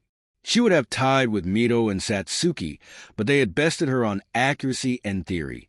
Menma had bested both her and Mito on physicality. Mito is looking at Satsuki out of the corner of her eye. I will...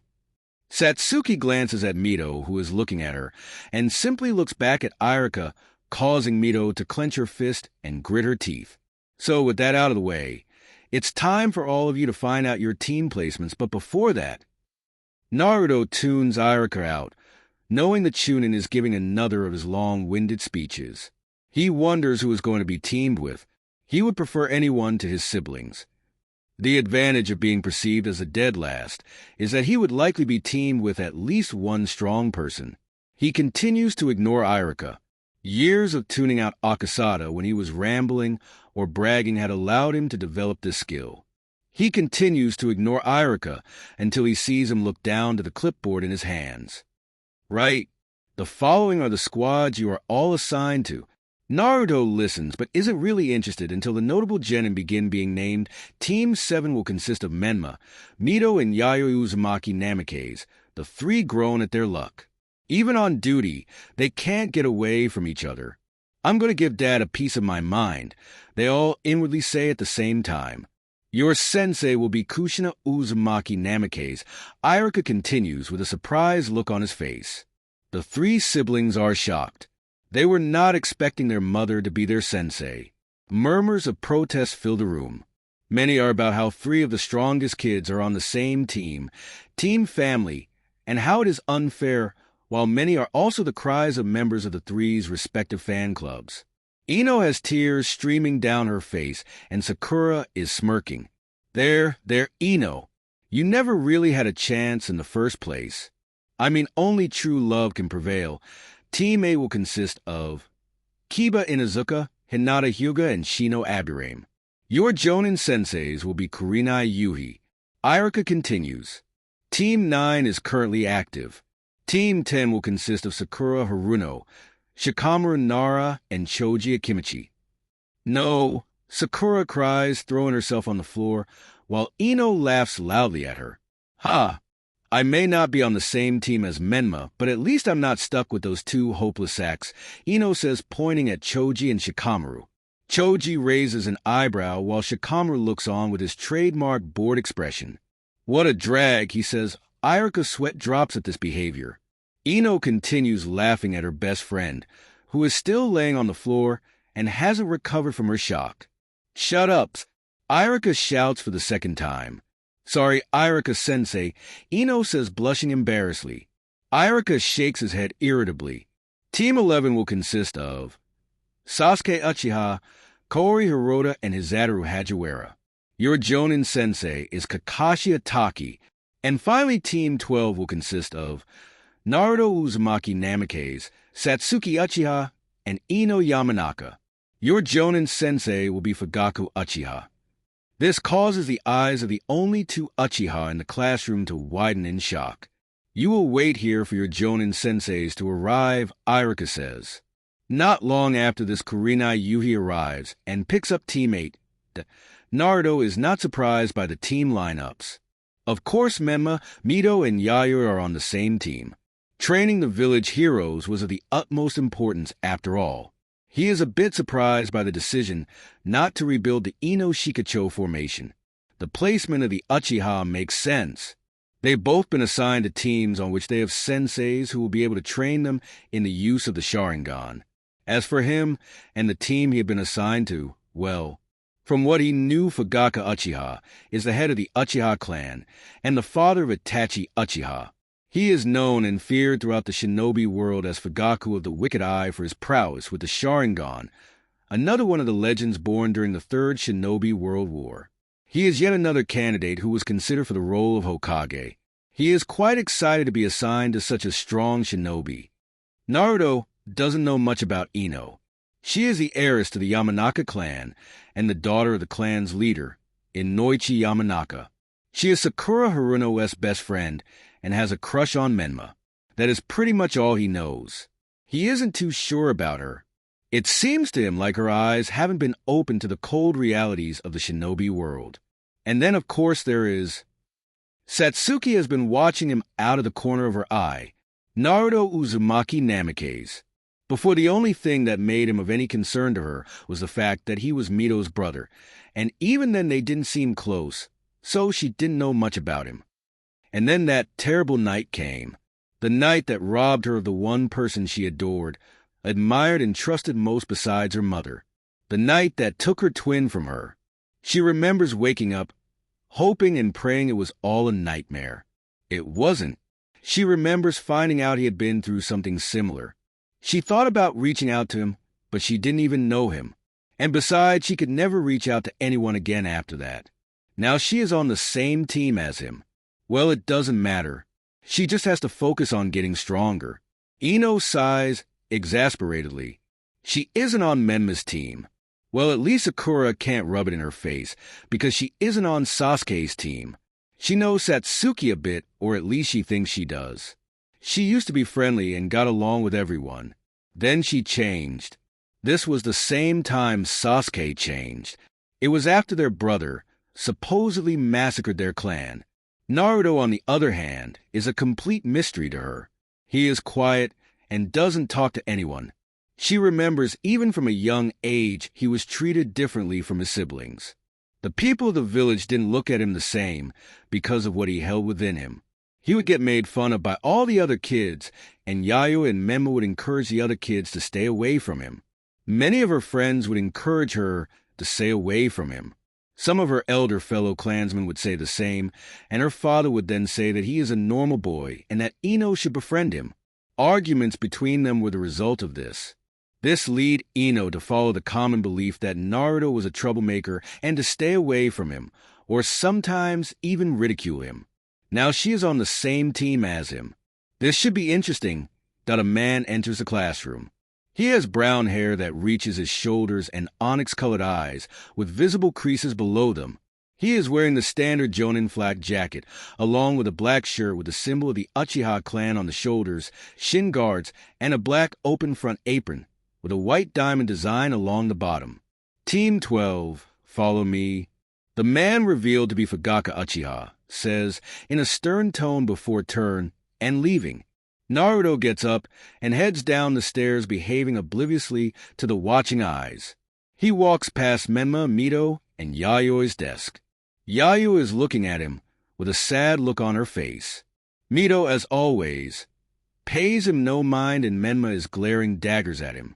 He walks out of the classroom for the last time and turns to see a woman approaching. Kushina. She is wearing the standard hidden leaf Jonin attire. Her headband is strapped around her head, and her red hair is tied in a ponytail. Naruto, she says with a smile on her face. Lady Kushina, he responds, bowing with a blank look on his face, and walking off, leaving behind a very sad-looking Kushina. Naruto takes some time to study his teammates. Satsuki is dressed in a skirt that is above the knees. The skirt has a slit that goes down the right thigh, which is wrapped in bandages, which allows her to draw her kunai from its holster. She is also wearing black knee-high shinobi sandals. On her upper body, she is wearing a dark blue long-sleeve midriff top that exposes the shoulders and bears the crest of the Uchiha clan on the back. Her jet black hair is cut above the shoulders and kept out of the way of her heart-shaped face. Ino has fair skin, blue eyes, and platinum blonde hair that she wears in a ponytail that extends to her waist, with bangs that frame the right side of her face. Ino is wearing a purple outfit consisting of a high collar blouse and a matching apron. She has bandages on her abdomen and legs. She is wearing white arm warmers with a purple trim, and her headband is worn as a belt. Training Ground 12 Naruto, Satsuki, and Ino are all sitting in front of Fugaku, who is sitting atop one of 3 wooden stumps. The group have introduced each other to one another and told of their likes, dislikes, hobbies, etc. Naruto ensured he gave away as little as possible. Naruto doesn't consider himself to be dense. Fugaku grew up alongside Minato. The two are close friends. He knows that one of the main reasons he is on Fugaku's team is because the Hokage trusts him and has most likely assigned him to a long-term mission to observe him and analyze him. All right then, now it's time for you to take your graduation test. What do you mean? Ino asks. We've already been promoted. Not really, Fugaku replies. That was only a means of weeding out those truly capable of being shinobi. And this is a means of acquiring the best out of those capable. Naruto isn't surprised, just as he suspected. So, let's not waste any time. Fugaku says, taking 2 items out of his pocket. One is a stopwatch. The other is a pair of bells joined by a red string. The test is you each have to get one of these bells from me in order to pass. As you've observed, there are only 2 bells. So the 2 out of the 3 of you who get a bell will pass and be declared genin, and the odd one out will be sent back to the academy to repeat a year. There will be a time limit of 1 hour. Failure to acquire a bell within that time will also constitute failure. Fugaku says, setting the stopwatch. He hooks the bells to his belt. Any questions? No good. Your time starts now. Immediately Satsuki and Ino jump away from the clearing. Naruto simply stands there staring at Fugaku. You're not going into hiding like the others. I'm not surprised. Your file did indicate you weren't the sharpest knife in the proverbial toolbox, Fugaku challenges. Naruto crosses his arms, not taking the bait. There's no point to it. A shinobi of your caliber would be able to determine my location easily no matter where I hid, he replies. He's actually lying. If he wanted to, he could hide his presence from Fugaku. He just doesn't want to hide. Fugaku smirks. An astute observation. Meanwhile, with Satsuki is tense. She is hiding in a tree looking down at Naruto and Fugaku, who are having small talk. By the end of today, someone will have failed and been sent back to the academy. She has to make sure it isn't her. As long as she gets to keep her headband. It doesn't matter what else happens. PSSSSD. Satsuki, Ino says, causing the Uchiha girl to jump in fright and whip around with a kunai in hand. Why are you sneaking up on me? What do you want? Satsuki hisses. Listen, we're up against a jonin here. We can't go in on our own. If we work together and use all opportunities presented, we can get those bells, Ino says. Oh yeah? And what about him? Satsuki asks, gesturing to Naruto. He's the dead last. He's hopeless anyway. Let's just focus on the bells, Ino says. Satsuki nods in agreement. So, how do we go about it? Ino asks. Well, he's distracted by Naruto right now. We can capitalize on that. Ino nods. You go in and cover me. Once I give the signal, get out of the way. I'm going to use my clan jutsu to gain control of his body. Then the bells will be ours, Ino says. Satsuki nods, and they prepare to put their plan into action. With Fugaku and Naruto, there is complete silence. Naruto is still standing there just staring at Fugaku. Why isn't he attacking? Fugaku asks inwardly. He's stalling. Well, if he won't take the initiative, I will, Fugaku decides. However, he cannot as he whips around to block a punch from his daughter. Fast he observes. Satsuki aims a kick at Fugaku's midsection. He blocks and pushes her back. Satsuki doesn't relent and goes on the offensive once again, aiming a right hook at his face, but he parries it away. She goes low and attempts a leg sweep, but he jumps up and back. Satsuki is growing frustrated. He hasn't thrown a single attack at her. Does he think she's too soft? She'll show him. Fugaku stands with his arms behind his back. This is much too easy. Her interceptor fist is incomplete without the Sharingan, which he isn't even using right now. Satsuki weaves through some hand signs before shouting fire style. Fireball jutsu. Satsuki breathes out a fireball the size of a small house that careens at Fugaku. He raises his eyebrow at this. She is using this jutsu against him? The fireball seemingly engulfs Fugaku. Satsuki doesn't let her guard down. When the fire dissipates, nothing is left where Fugaku was. She whips around to receive a backhand that sends her reeling back. He stands there with his arms behind his back once again. A shrill whistle echoes throughout the clearing. Satsuki dives to one side, allowing Fugaku a clear view of Ino, who has her hands in a triangle formation. "Mind transfer jutsu," she shouts. Her consciousness leaves her body, making a beeline for Fugaku. Unfortunately for her, he recognizes his jutsu and sidesteps. Fugaku finds himself flying through the air from a kick to the side of the face from Naruto. He skids to a halt by putting his feet back on the ground. His suspicions were correct. Naruto had been lying in wait for his teammates to attack without him, so he could use them as a distraction. Naruto suddenly appears behind Fugaku, aiming a chop at his neck, but the Uchiha clan head whips around and grabs Naruto's hand. He's fast. Amazingly strong, too, observes Fugaku. Naruto continues his assault, attempting a spinning kick which Fugaku kneels to avoid. He is forced to jump out of the way as the blonde brings his foot down on the ground where Fugaku was kneeling, causing a spider web of cracks to appear in the ground from the impact. Fugaku skids to a halt. Satsuki is shocked. How is this possible? The dead lass is fighting her father, an elite shinobi, on equal ground. What is going on? Fugaku asks himself. Naruto is supposed to be the dead last of his generation, and yet here he is displaying Jonin-level speed and strength. Clearly the Academy's files were mistaken. He's been hiding his strength. Fugaku says to himself, a smirk appearing on his face. Naruto is smiling as well. He is trying his best not to look giddy with excitement. He hasn't had a fight this good since Akasada. All right, I've entertained myself enough for now, he says inwardly. He weaves through hand signs before shouting water style. Tidal wave jutsu, a large wave of water rushes at Fugaku.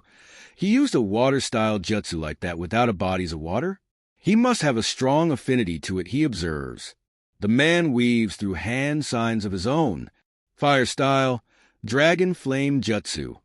A humongous dragon made of fire emerges from Fugaku's mouth. The two jutsu collide, and a battle for dominance ensues. Neither budges, and then both dissipate, and steam fills the clearing. The steam eventually clears, and when it does, Fugaku is standing alone in the clearing, the three kids gone. With Naruto is jumping through the trees. He has Ino held in one arm and Satsuki in the other. He hops down and onto the forest floor once he is sure they are far enough from their opponent. Satsuki pushes herself out of his arm. "Let go of me," she shouts, pushing herself off of him, blushing madly. "Why did you pull me away?" she asks angrily. Naruto looks at her blankly. "You are losing," he replies calmly. He lays Ino down on the floor. Her eyes flutter and open slowly. "Ino, are you all right?" Naruto asks. She groans. The jutsu didn't work. "Listen, our opponent is an elite jonin. There is no point in attacking him like this," Naruto says, having figured the meaning of the test out. He looks to Ino. "Your jutsu left you in an extremely vulnerable position. He was familiar with it and was able to dodge it. You were wide open," he says, causing Ino to look down and frown. He tums to Satsuki. "You use the interceptor fist of the Uchiha clan, so one could say you're at the biggest disadvantage of all. The man we're facing is the head of the Uchiha clan. He knows the ins and outs of that fighting style, all its strengths and weaknesses. He's much more proficient in it than you," Naruto states, making Satsuki angry. She is aware of how she is at a big disadvantage, facing her father of all people. You can't hope to face him using fire-style jutsu either. All of that leaves just me. I'm our best bet, he says. Satsuki resists a scoff. It's not me being cocky. It's a fact. He's never seen my fighting style before, and he doesn't know the jutsu I have in my arsenal. I will be the cover. I'll go in and fight him head-on, and when the opportunity presents itself, you will attempt to grab the bells. Naruto says, "Oh yeah, and have you forgotten there are only 2 bells?" she asks. They all look at each other. "Don't worry about that. You just focus on getting those bells. At this rate, none of us will pass," Naruto says. He stands up. Wait for my signal, he says. With Fugaku is standing in the clearing with his arms crossed. He is waiting for a move to be made. He had pretty much shrugged off Satsuki. He knows how she fights. It was foolish of her to attack him head-on like that. Inoichi's girl had teamed up with her and tried to use her clan's jutsu, but unfortunately for her he recognizes it from his younger days. But it was Naruto who really surprised him. The boy is incredibly fast and strong. He also doesn't recognize his fighting style. He is interested to see what else he has up his sleeve. Naruto drops down from a nearby tree. He walks a few steps and stops. Back for round 2, huh? Fugaku says with an uncharacteristic smile on his face. Naruto flashes a smile of his own. This is going to be fun. He weaves through some hand signs. Fire style, huh? We'll give this a try. Wind style. Wind or barrage jutsu balls of wind-style chakra emerge from his mouth and head straight for Fugaku. He leaps out of the way and blocks the fist that comes at his face. The real Naruto, meanwhile, is standing not too far away. Clone explosion jutsu, he yells. Fugaku's eyes widen as the Naruto who is in front of him begins to glow a white color. There is a huge explosion. Dirt and smoke rises into the air. Naruto whips around and jumps back as Fugaku narrowly misses him with a kick. Substitution jutsu. While in midair, he whips out some shuriken and throws them down at the Uchiha, but he takes out a kunai and parries the incoming projectiles away. Naruto doesn't give Fugaku any resting time. As soon as he touches the ground, he speeds forward. Fugaku puts his kunai up as Naruto suddenly appears in front of him. Naruto, who is holding the one kunai in a reverse grip, whips out another with his left hand and aims for Fugaku's midsection, only for Fugaku to block with another kunai. The two smirk at each other, but Fugaku realizes his kunai are being dented. He looks at Naruto's kunai. They are coated in chakra. Wind style. He jumps back as Naruto slashes at him. Naruto holds his hands next to his side. His hair begins to blow as wind-style chakra begins to gather. Fugaku sees a ball of concentrated wind-style chakra gather in Naruto's hands. Can't dodge while you're in midair, he says to himself. Wind style. Godly wind from the mountain jutsu. He shouts, releasing the ball, firing it right at Fugaku. Fugaku curses. He holds his hand in a cross-hand seal, to Naruto's surprise. Shadow clone jutsu. A clone forms in midair next to Fugaku. It grabs Fugaku and throws him out of the way, taking the full brunt of the attack. The ball hits the clone, and a large explosion is the result. Yet again, dust and dirt is kicked up. Once it clears, Fugaku is standing with a few cuts to his right arm. That was close. Naruto wastes no time. He suddenly appears behind Fugaku and wraps his arms around the Uchiha leader. Fugaku tries to force himself out, but it is of no use. He's too strong. Satsuki, Ino now. Naruto shouts. Satsuki and Ino, who have been watching all of this in shock, leap from the trees and run straight at Fugaku. Fugaku breathes in, and even with his hands restrained, blows out a fireball that forces the two girls to leap out of the way. Fugaku, however, can do nothing about the clone that comes out of the ground with a kunai in hand. It cuts the red string, grabs both bells, and leaps back. It's over, the clone shouts, lifting the bells in the air, just as the stopwatch sounds signaling that time is up. Naruto lets go of Fugaku. Naruto walks past the clone, who hands the bells to him and disappears in a cloud of smoke. He then hands the bells to Satsuki and Ino, to their shock. Well, then it looks like you all pass, he says, shocking Ino and Satsuki, but not Naruto, who had already figured out the meaning of the test. The true purpose of this test was to determine whether you would selfishly look out for yourselves or work as a cohesive unit regardless of the outcome. I see one of you figured it out, he says, looking at Naruto, smiling. Ino and Satsuki look at Naruto, as well, with eyes full of wonder and disbelief. They look down guiltily at how they left him out before. We're sorry, Naruto, Ino says. Yeah, Satsuki says to him. He nods, it's fine. I understand, he responds. A great team is born from members who give everything for each other instead of for themselves. From this moment onwards, you are all fully fledged shinobi of the Hidden Leaf and members of Team 12-inch Fugaku declares.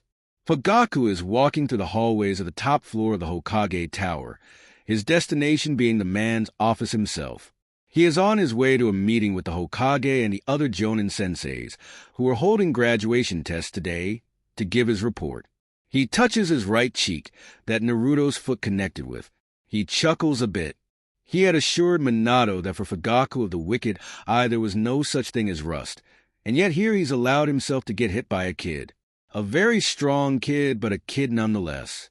He walks up to the office door and enters without knocking. He walks up to stand in front of the desk at the end of a long line of other Jonin senseis. There is silence. 2 minutes pass. Kakashi arrives afterwards. My apologies for. I find it redundant to apologize for something you're just going to do again, Minato says, cutting him off. Now that we're all here, let's get started. Going in numerical order, please make your reports on how your teams did. Minato says, the first half of the Jonin senseis give their reports and half of the teams have failed. This is to be expected. The first graduation exam is only a decoy and not an accurate measure of one's aptitude to shinobi life. All heads turned to Kushina. Team 7 passed. They did quite well. Their teamwork is very good, but that's to be expected, she says with a smile on her face. Minato smiles at hearing this. Kurenai then gives her report. Team 8 passes, though there are some blemishes. Kiba Inuzuka makes attempts to assert his dominance over his teammates. Hinata Hyuga is too shy and struggles to voice her opinion at times. Kurenai reports. Team 10 passed Lord Hokage, but they didn't do very well. Shikamaru and Choji are friends and work well together. However, Sakura is quite difficult. Half the time, she is complaining about how she didn't get put on Sasuke Uchiha's team, and the other half, she's giving Choji and Shikamaru flack about how one achieved mediocre marks in the academy, while the other was lucky not to fail. She needs a serious attitude adjustment, reported Asuma. He is concerned that perhaps the Hokage will live to regret not recreating the Ino Shikacho formation. Minato nods at this. He turns to his student. Team 11 passed narrowly. Lord Hokage, Kakashi says, surprising those in the room. He had never passed a single team. Sasuke Uchiha has quite the superiority complex and views his teammates as not being worthy of teaming with him. Hizaru Hajiwara repeatedly mocks him, and it causes friction within the team. As it stands, Kaori Hirota is the glue that holds the team together, Kakashi says. Minato nods and finally turns to his friend. He manages to hold back a chuckle, but can't resist smiling when he sees the bruise on Fugaku's cheek. No rust, huh? Fugaku sees the look on his face and narrows his eyes a bit. Team 12 passed. Satsuki Uchiha is impressive, but she seems a bit arrogant in her approach. Wonder where she gets it from, Minato says inwardly in a sarcastic manner. Ino Yamanaka is very distracted. She seems obsessed with Team 7's Menma. He says, this time Minato cannot hold back the chuckle. He is aware of how Inoichi's daughter is infatuated with his son. The real shock, however, Naruto Uzumaki Namikaze, Fugaku, continues earning the attention of all in the room. Naruto is no doubt the strongest member of his team. Fugaku says, shocking all in the room.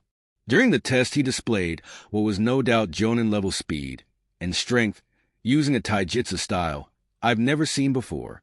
He is the reason I have this bruise, Fugaku says, pointing at his cheek. He used quite a few impressive elemental jutsu, and even the shadow clone jutsu, to perform a clone explosion jutsu. Not only that, he also displayed impressive leadership skills when he figured out the true meaning of the test, and got his teammates to work together to pass Fugaku finishes. There is complete silence in the room. Everyone is in disbelief. Fugaku Uchiha's praise isn't earned easily, and yet here is praising Naruto. The same Naruto who is a supposed dead last, and is nowhere near the level of his siblings. Of all the people in the room, none are more shocked than Naruto's parents themselves. I have to get to the bottom of this, Minato says to himself. All right, everyone, thank you. Please inform the rookies on the teams who didn't pass that they are to report to the academy at the beginning of the following year to repeat. Assuming they still want to be shinobi, he says, dismissing all the jonin. All leave except for Fugaku. No rust, huh? Minato asks. Fugaku frowns, give me a break, and cut the small talk. I'm here to make my report. All right, Minato says, smirking.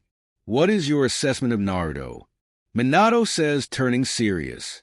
The boy's very smart. I'm sure he realizes that I'm watching him. He hasn't given anything away at all. I will continue to observe, Fugaku says. Minato nods. Thank you, Fugaku, Minato says. Fugaku wasn't one to ask questions, so when Minato asked him to do this, he did it like any normal mission. Fugaku leaves the office, leaving Minato and Kushina alone. Minato, how is this possible? Kushina asks in disbelief. I don't know. Clearly Naruto has been keeping secrets. Let's go home. We'll have to ask him about everything. Minato says, besides how Naruto could be so strong, what really worries him is why his son would hide his strength. He is proud, but he doesn't understand why the boy would want to be recognized as a dead last. He'll find out soon. He gets out of his chair and walks over to his wife. He wraps his arms around her. Speaking of Naruto. Minato, do you mind explaining to me why he wasn't on my team like I asked? She questions with a sickly sweet tone to her voice and a deadly-looking smile on her face. Minato gulps. Kushina, we agreed that training Menma, Mito, and Yayo on how to use more of the Nine-Tails chakra took priority, and I can't have 5 people on one squad. Besides, I trust Fugaku, don't you? He says nervously. She continues to smile, all right. But you're definitely not getting any sex for a while, Kushina says, causing Minato's eyes to widen. Now let's go home and celebrate. Uzumaki Namake's estate. Yayoi is hysterical. She has tears streaming down her face. Mito has a blank look on her face. Menma is glaring daggers. Naruto is sitting on one of the couches in the household's living room. Minato and Kushina walk in. Hi, everyone. What's going on? Kushina asks, realizing Yayoi is in tears. Menma says nothing. Mito remains silent. Mom, Dad, Big Brother is moving out, she manages to say, her voice trembling. Minato and Kushina see the suitcase and backpack Naruto set down next to him. Minato reels back with shock. Yayoi's words don't quite register at first, but when he sees Naruto's luggage, he realizes the severity of the situation. Kushina is in complete shock and disbelief. She can't believe this is happening. Her son is leaving. Why? It's obviously because of her. She did this. Minato's face turned stern. Naruto, why are you moving out? This is your home. We're your family. Where are you going to go? When were you going to tell us any of this? You can't just leave, Minato says authoritatively. Naruto, who has been sitting on the couch looking calm, stands up. I was going to tell you as soon as you got home. You need not concern yourselves with details. And actually, Lord Hokage, I can. I am now a shinobi, and therefore legally an adult. Naruto states calmly. He grabs his backpack and slings it over his back. He doesn't owe anyone any explanations. He grabs his suitcase and begins to leave, only to find Kushina is now blocking the exit. You're not leaving, she says in a strong tone, a deadly aura about her, though everyone can tell she is on the verge of tears. Naruto begins to grow frustrated. Please move out of the way, Lady Kushina, he asks, trying not to lose his temper. No. Naruto, listen. I know that we haven't been the best parents to you. I know we haven't been a family to you. I know I haven't been a mother to you. But if you just give us a chance, I'm sure we can make things right. I know the pain we've put you through, and oh. Naruto shouts, finally losing his temper. Years of pent-up rage, finally realizing itself. You have no idea what I've been through. None of you. He continues, turning around. Years. For years I've been treated like some kind of monster, for something out of my control. And you weren't even there for me. What do you mean, Naruto? Minato asks, confused. You don't even know. How naive you are, Lord Hokage, he scoffs the villagers. For as long as I can remember, I've been ostracized and hated by them. At first they weren't so direct because they were scared of what you two would do to them. But after a while they must have realized you didn't care, because when I was around 5 years old it all escalated. The looks, the names, people treating me like some sort of disease. Now, given time, I could have gotten over that, but what I really struggle to look past is that the people who are supposed to be my family, the people who should have my back when nobody else does, left me out to rot in the cold. Minato is shocked. The villagers did that. But when? How? Kushina is in tears now. So is Yayoi. Menma and Mito are shocked as well. Well, now I'm done. You've never been anything to me. The best you could do for me is let me go to live my life, Naruto says with finality. He looks to the exit which Kushina is still blocking. He infuses chakra and in a poof of smoke is gone. As soon as he is gone, Kushina takes off to her and Minato's bedroom crying. She locks herself in and cries hysterically. Her baby boy suffered so much and she wasn't there for him. She just made things worse. Yayoi falls apart having only Mito for support who is comforting her. How could she have done this? How could she have locked her own brother out and even tormented him with the amount of pain he was going through? Menma looks on at this scene, seeing everything in complete disarray. He looks to one of his sisters who is falling apart in the other's arms. She leads her away to her bedroom. He looks to the hallway where his mother ran and where his father followed her. He looks down and then clenches his fist and grits his teeth. He punches the wall, causing a spider web of cracks to appear. Curse you, Naruto. I will make you pay for ruining this family, he silently vows. He looks up to reveal his usually purple eyes have turned crimson red, and his round pupils are now slits. With Naruto is now laying on his bed in his new home, an apartment on the top floor of a building on the north end of the village. He had put a few shadow clones to work to furnish and clean it, and it was all done. He could afford to buy it and many other things because Akasada's life savings was worth millions, but he doesn't want to attract any unwanted attention for now. He stares at the ceiling deep in thought. It's only begun. A few weeks later. It's been weeks since Naruto moved out of the Uzumaki Namikaze estate. He is very thankful for his sensory ability, as it has stopped him from running into the family on multiple occasions. News spreads fast. Naruto has noticed in recent weeks that the villagers are being more cold towards him, but it's not as if any of it is new to him. His teammates have clearly heard as well. The two females have been giving him strange looks, particularly Ino. Fugaku, thankfully, didn't even show he knew despite the fact that he obviously did. Things are going well with his new team. They have been working more cohesively than Fugaku had anticipated.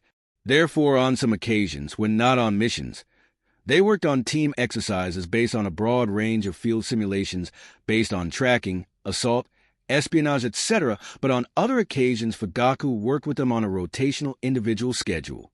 He would spend a day focused on one of them, whilst the other two were given a set of exercises to complete in one half of the day, and then they were to face each other in no-holds-barred combat for the other half of the other day. During this time, you were not permitted to submit to your opponent for any reason. In terms of individual exercises with Satsuki, he has been focusing very much on her strength and power. She is fast, but that isn't enough. He has, of course, also been making efforts to help her improve her fire-style jutsu and shuriken jutsu. With Ino, he has been helping the girl improve her physical ability in general, as in that respect, she is sadly miles behind her teammates. Of course, she isn't as physically gifted as them, so Fugaku had decided to teach her some genjutsu as well. Her attitude had somewhat improved, but there is still room for improvement. As for Naruto himself, there really isn't much missing. It has become obvious that he is the strongest of the three. Naruto likes sparring with Fugaku, and his sensei likes the influence he has on his teammates. They have been pushing and motivating themselves to catch up to him, which is very good. Currently, Team 12 are in the Hokage's office reporting on their 40th D-rank mission. They had completed more than any other rookie team in the village. This was, besides there being a very cohesive unit, because of the fact that Fugaku was a drill sergeant in the way he worked. He was relentless, and whatever his students gave him, he demanded 5 times more of. Congratulations on another successful mission, Team 12, Minato says, as a large woman exits his office with a screeching cat in her arms, which she is practically smothering to death. That's right. Give it to him, Ino inwardly says, living vicariously through the woman. Good riddance to bad rubbish, Satsuki says to herself, although she can understand why the little beast keeps running away. Naruto looks on, trying not to smile. He almost feels bad for the cat, whose name is Tora. The animal reminds him of himself. Back when Akasada was still alive, he would test Naruto's speed by gathering the fastest lions on Mount Rayon and having them chase after him for the whole day. Team 12 have crossed paths with Tora many times before. Naruto could have ended things fast on each occasion, but chose not to, thinking it would do his teammates some good. They are very infuriated by this and have promised him great pain in the future for it. Perhaps not pain on par with what Tora was subjected to, but pain nonetheless. I assume you're here for another mission, Minato says. There's a tense silence. The three genin in the room look to their sensei with their eyes narrowed. Fugaku raises his eyebrow and smirks at this. Yes, Lord Hokage. I believe that Team 12 are ready for their first C-rank mission. The minimum requirement has been met, and I do believe they're ready. Fugaku says, you're right. Your team does qualify for such a mission, Fugaku. I have seen firsthand that they're very capable. They perform more than any other rookie team within the village so far. Minato says, handing the Uchiha male the scroll outlining the details of the mission. It's a simple escort mission. It shouldn't be much trouble for you, he says. He uses the telephone on his desk to order his secretary to send the client up. Not long after, an elderly man, who smells of sake, wearing spectacles and a large hat, comes in. He looks at Team 12, studying them carefully before finally speaking. This is it. I didn't pay my money for 3 rabbits, he says, wiping the alcohol from his chin. Ino and Satsuki seem insulted, while Naruto simply raises an eyebrow. Who gets drunk at this time of day? Fugaku pays the man's words no mind. We'll meet up tomorrow at the village gates at the time we usually meet up at the training grounds. From there we will head out to the land of waves. We'll be escorting and guarding Tazuna while he completes a bridge project for the nation. Pack enough supplies for at least a month, he orders. His students nod at this. Throughout all of this, Minato has been watching Naruto discreetly. Things have changed since Naruto moved out. Yayoi hasn't been her usual bubbly self. Kushina is obviously suffering, but is trying to pull herself together so the performance of her team doesn't suffer. Menma has been more irritable too. He admits he himself has been finding it hard to concentrate on work. He is angry at the villagers for letting him down. He is angry at Yayoi and Menma for damaging Naruto's reputation, the former having expressed a regret while the latter didn't seem to care. But most of all, he is angry at himself. Angry for allowing any of this to happen. How could he cause his son to go through such pain? He wants to make things right, but doesn't know how to go about it. Naruto realizes that he is being watched by the Hokage, and before the man can say a word, he leaves the office using a teleportation jutsu unlike his teammates who used the door. Minato sighs at this. The next day, Naruto is standing in front of the village gates with a backpack slung over his shoulders. Ino and Satsuki are with him. The two seem quite excited, and he would be lying if he said he wasn't either. Asterisk look at M, says Kotetsu again, one half of the eternal gate guards of the Hidden Leaf. What I would give to trade places with them, he continues. Stop daydreaming, Kotetsu, and focus on the mission at hand, his friend, and the other half of the eternal gate guards. Izumo Kamizuki reprimands. You call this a mission? Yeah, right, he scoffs. He remembers when they had initially been approached about being gate guards. Regulating who comes in and out of the village is serious business. It's a big responsibility, they have been told. He still can't believe how easily they have been hoodwinked into this. Izumo watches a genin, and though he won't admit it, switching places is a tempting prospect right now. Fugaku arrives alongside Tazuna. All right, let's not waste any time. Let's head out, Fugaku orders. All the genin nod at this, and the group leaves setting out for the land of waves. They walk in relative silence. After a while, Naruto sees a puddle up ahead. Even if it weren't for his sensory ability, this trick wouldn't have been able to fool him. It hasn't rained in weeks. The group continue to walk. Fugaku steps on the puddle, and as soon as he does, chains spring out and wrap around him. The chains pull in opposite directions, ripping him to pieces. The chains retract as two cloaked figures wearing claw-like metal gauntlets emerge. "One down," says one of the two. They run at the rest of the group poised to attack. Satsuki doesn't let this shock her. She knows her dad, and she knows he's strong. Way too strong to get taken down that easily. She jumps in front of one of the cloaked figures. Ino sees her sensei get ripped to bits and is horrified. He was a jonin, an elite shinobi. If he got taken down, what good would she be? She swallows her fear and resolves to fight, even if certain death awaits. She sees one of the two attackers charge for Satsuki. She weaves through hand signs and casts a genjutsu. Genju. Descending hell, Goza looks up to see a giant fireball coming down from the sky. He quickly breaks out of the genjutsu, scoffing at how weak it is, only to be greeted with a kick to his midsection that sends him back. Satsuki doesn't relent, following up with a kick square in the face before jumping out of the way. Ino finishes off the enemy with an uppercut that knocks him out.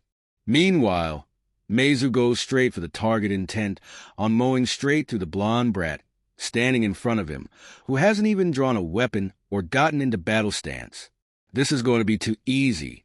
All of a sudden, the kid disappears, giving him a clear shot at Tazuna. He's running away. He laughs loudly as he closes in on the old man, who closes his eyes, preparing himself for his death.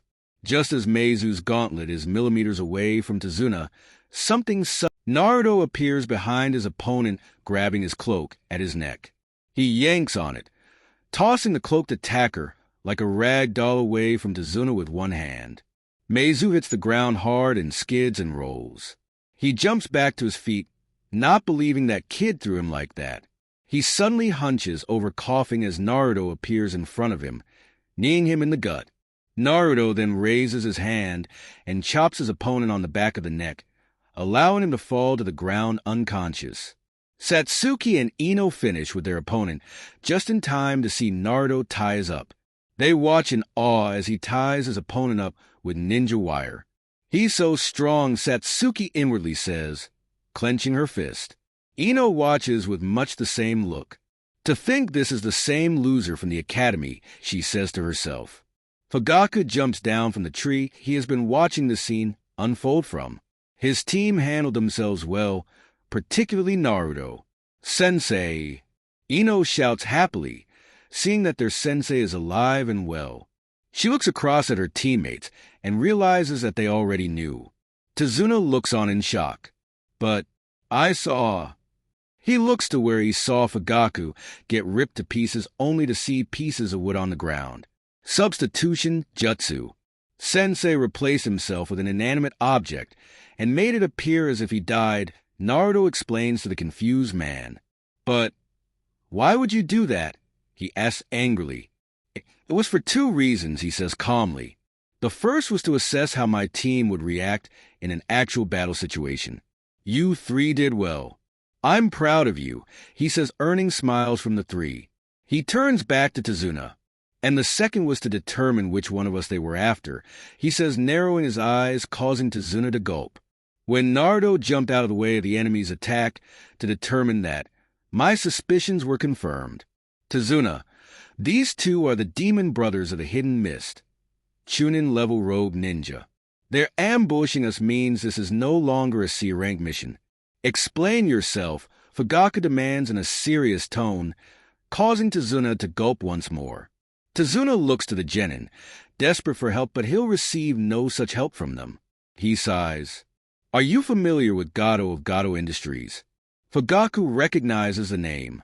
Gato is one of the wealthiest men in the world. He also happens to be one of its biggest criminals, having a criminal empire that spans many nations. Years ago, he came into my country posing as a legitimate businessman who wanted a share in the potential rich economy. But he would soon reveal his true colors. Tazuna proceeds to explain how Gato had conducted a hostile takeover of the nation and how his bridge project was a threat to the crime boss. I only lied to you because the allotted funds of my people could only pay for a C-rank mission, he says, falling to his knees. I'm sorry. Please help me. I just want to save my country, he pleads. Fugaku's face softens as he hears the man's story. He adopts a thinking pose. Strictly speaking, he should be on his way back to the village with his team to report this matter to the Hokage, but he can't just hang him out to dry. He turns to his team, making a decision. We're heading back to the village, says Fugaku, causing shouts of protest to arise, but he quickly silences them. This mission is no longer ours to complete. I'm not asking. Let's go, he orders. No. All heads turn to Naruto. What? Fugaku questions. I said no, sensei. I won't abandon this man or his people while they're in need, Naruto states, crossing his arms. A standoff ensues between the two. There is complete silence. Fugaku sighs. All right, fine. Tazuna, you're in luck, Fugaku relents. The genin smile while Fugaku bows, tears streaming down his cheeks, and so they continue walking until they reach it. It's Naruto's first time seeing the ocean like it is his teammates. He tries to hide his awe, but it's a bit hard. It's foreign to him, and yet at the same time it does feel familiar. They get into a boat lent to them by a friend of the bridge builder and make the journey to the land of waves. They finally arrive at Tazuna's homeland. We're about an hour and a half away from my home, Tazuna informs. The group continues moving. Naruto's eyes narrow. Sensei, he says so no one else hears him. I know, Fugaku replies. Fugaku knows about Naruto's sensory ability. He, like the boy, knows that someone is following them. How many? He asks. There's two of them. One is further away, while the other is following more closely. Naruto reports. Fugaku nods at this. Stay on guard, he orders his other two students who nod. The group continues for a little while. We should be there soon, Tazuna says to Fugaku. The Uchiha nods at this before his eyes narrow. Everyone get down, yell Fugaku and Naruto at the same time. All comply, with Naruto grabbing Tazuna and dragging the elderly man down as a large blade soared through the air where their heads had been and embedding itself in a tree behind them.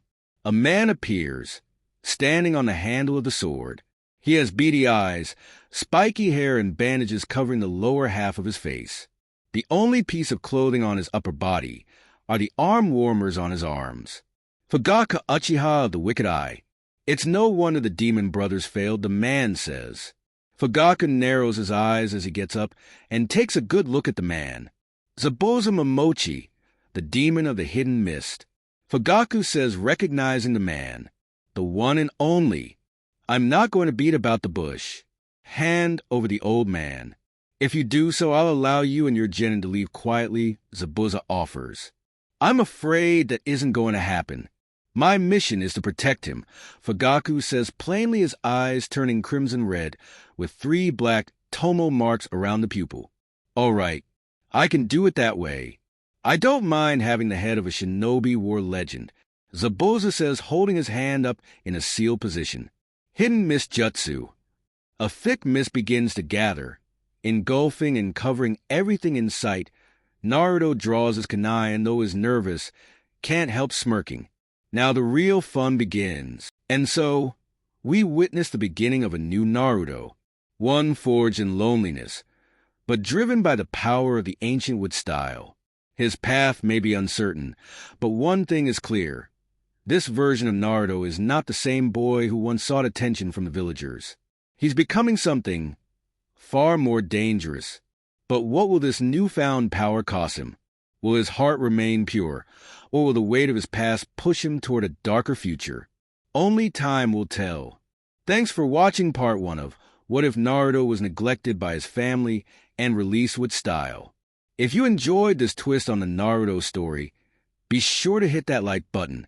Don't forget to subscribe to Anime T23 for more what-if scenarios, and let us know in the comments what you think will happen next in Naruto's journey. Will he remain a hero, or will his power be his undoing? Stay tuned for part 2, where we dive even deeper into the consequences of Naruto's new power. You won't want to miss it. Until next time, keep dreaming, keep watching, and keep imagining the endless possibilities of anime. This is Anime T23, signing off.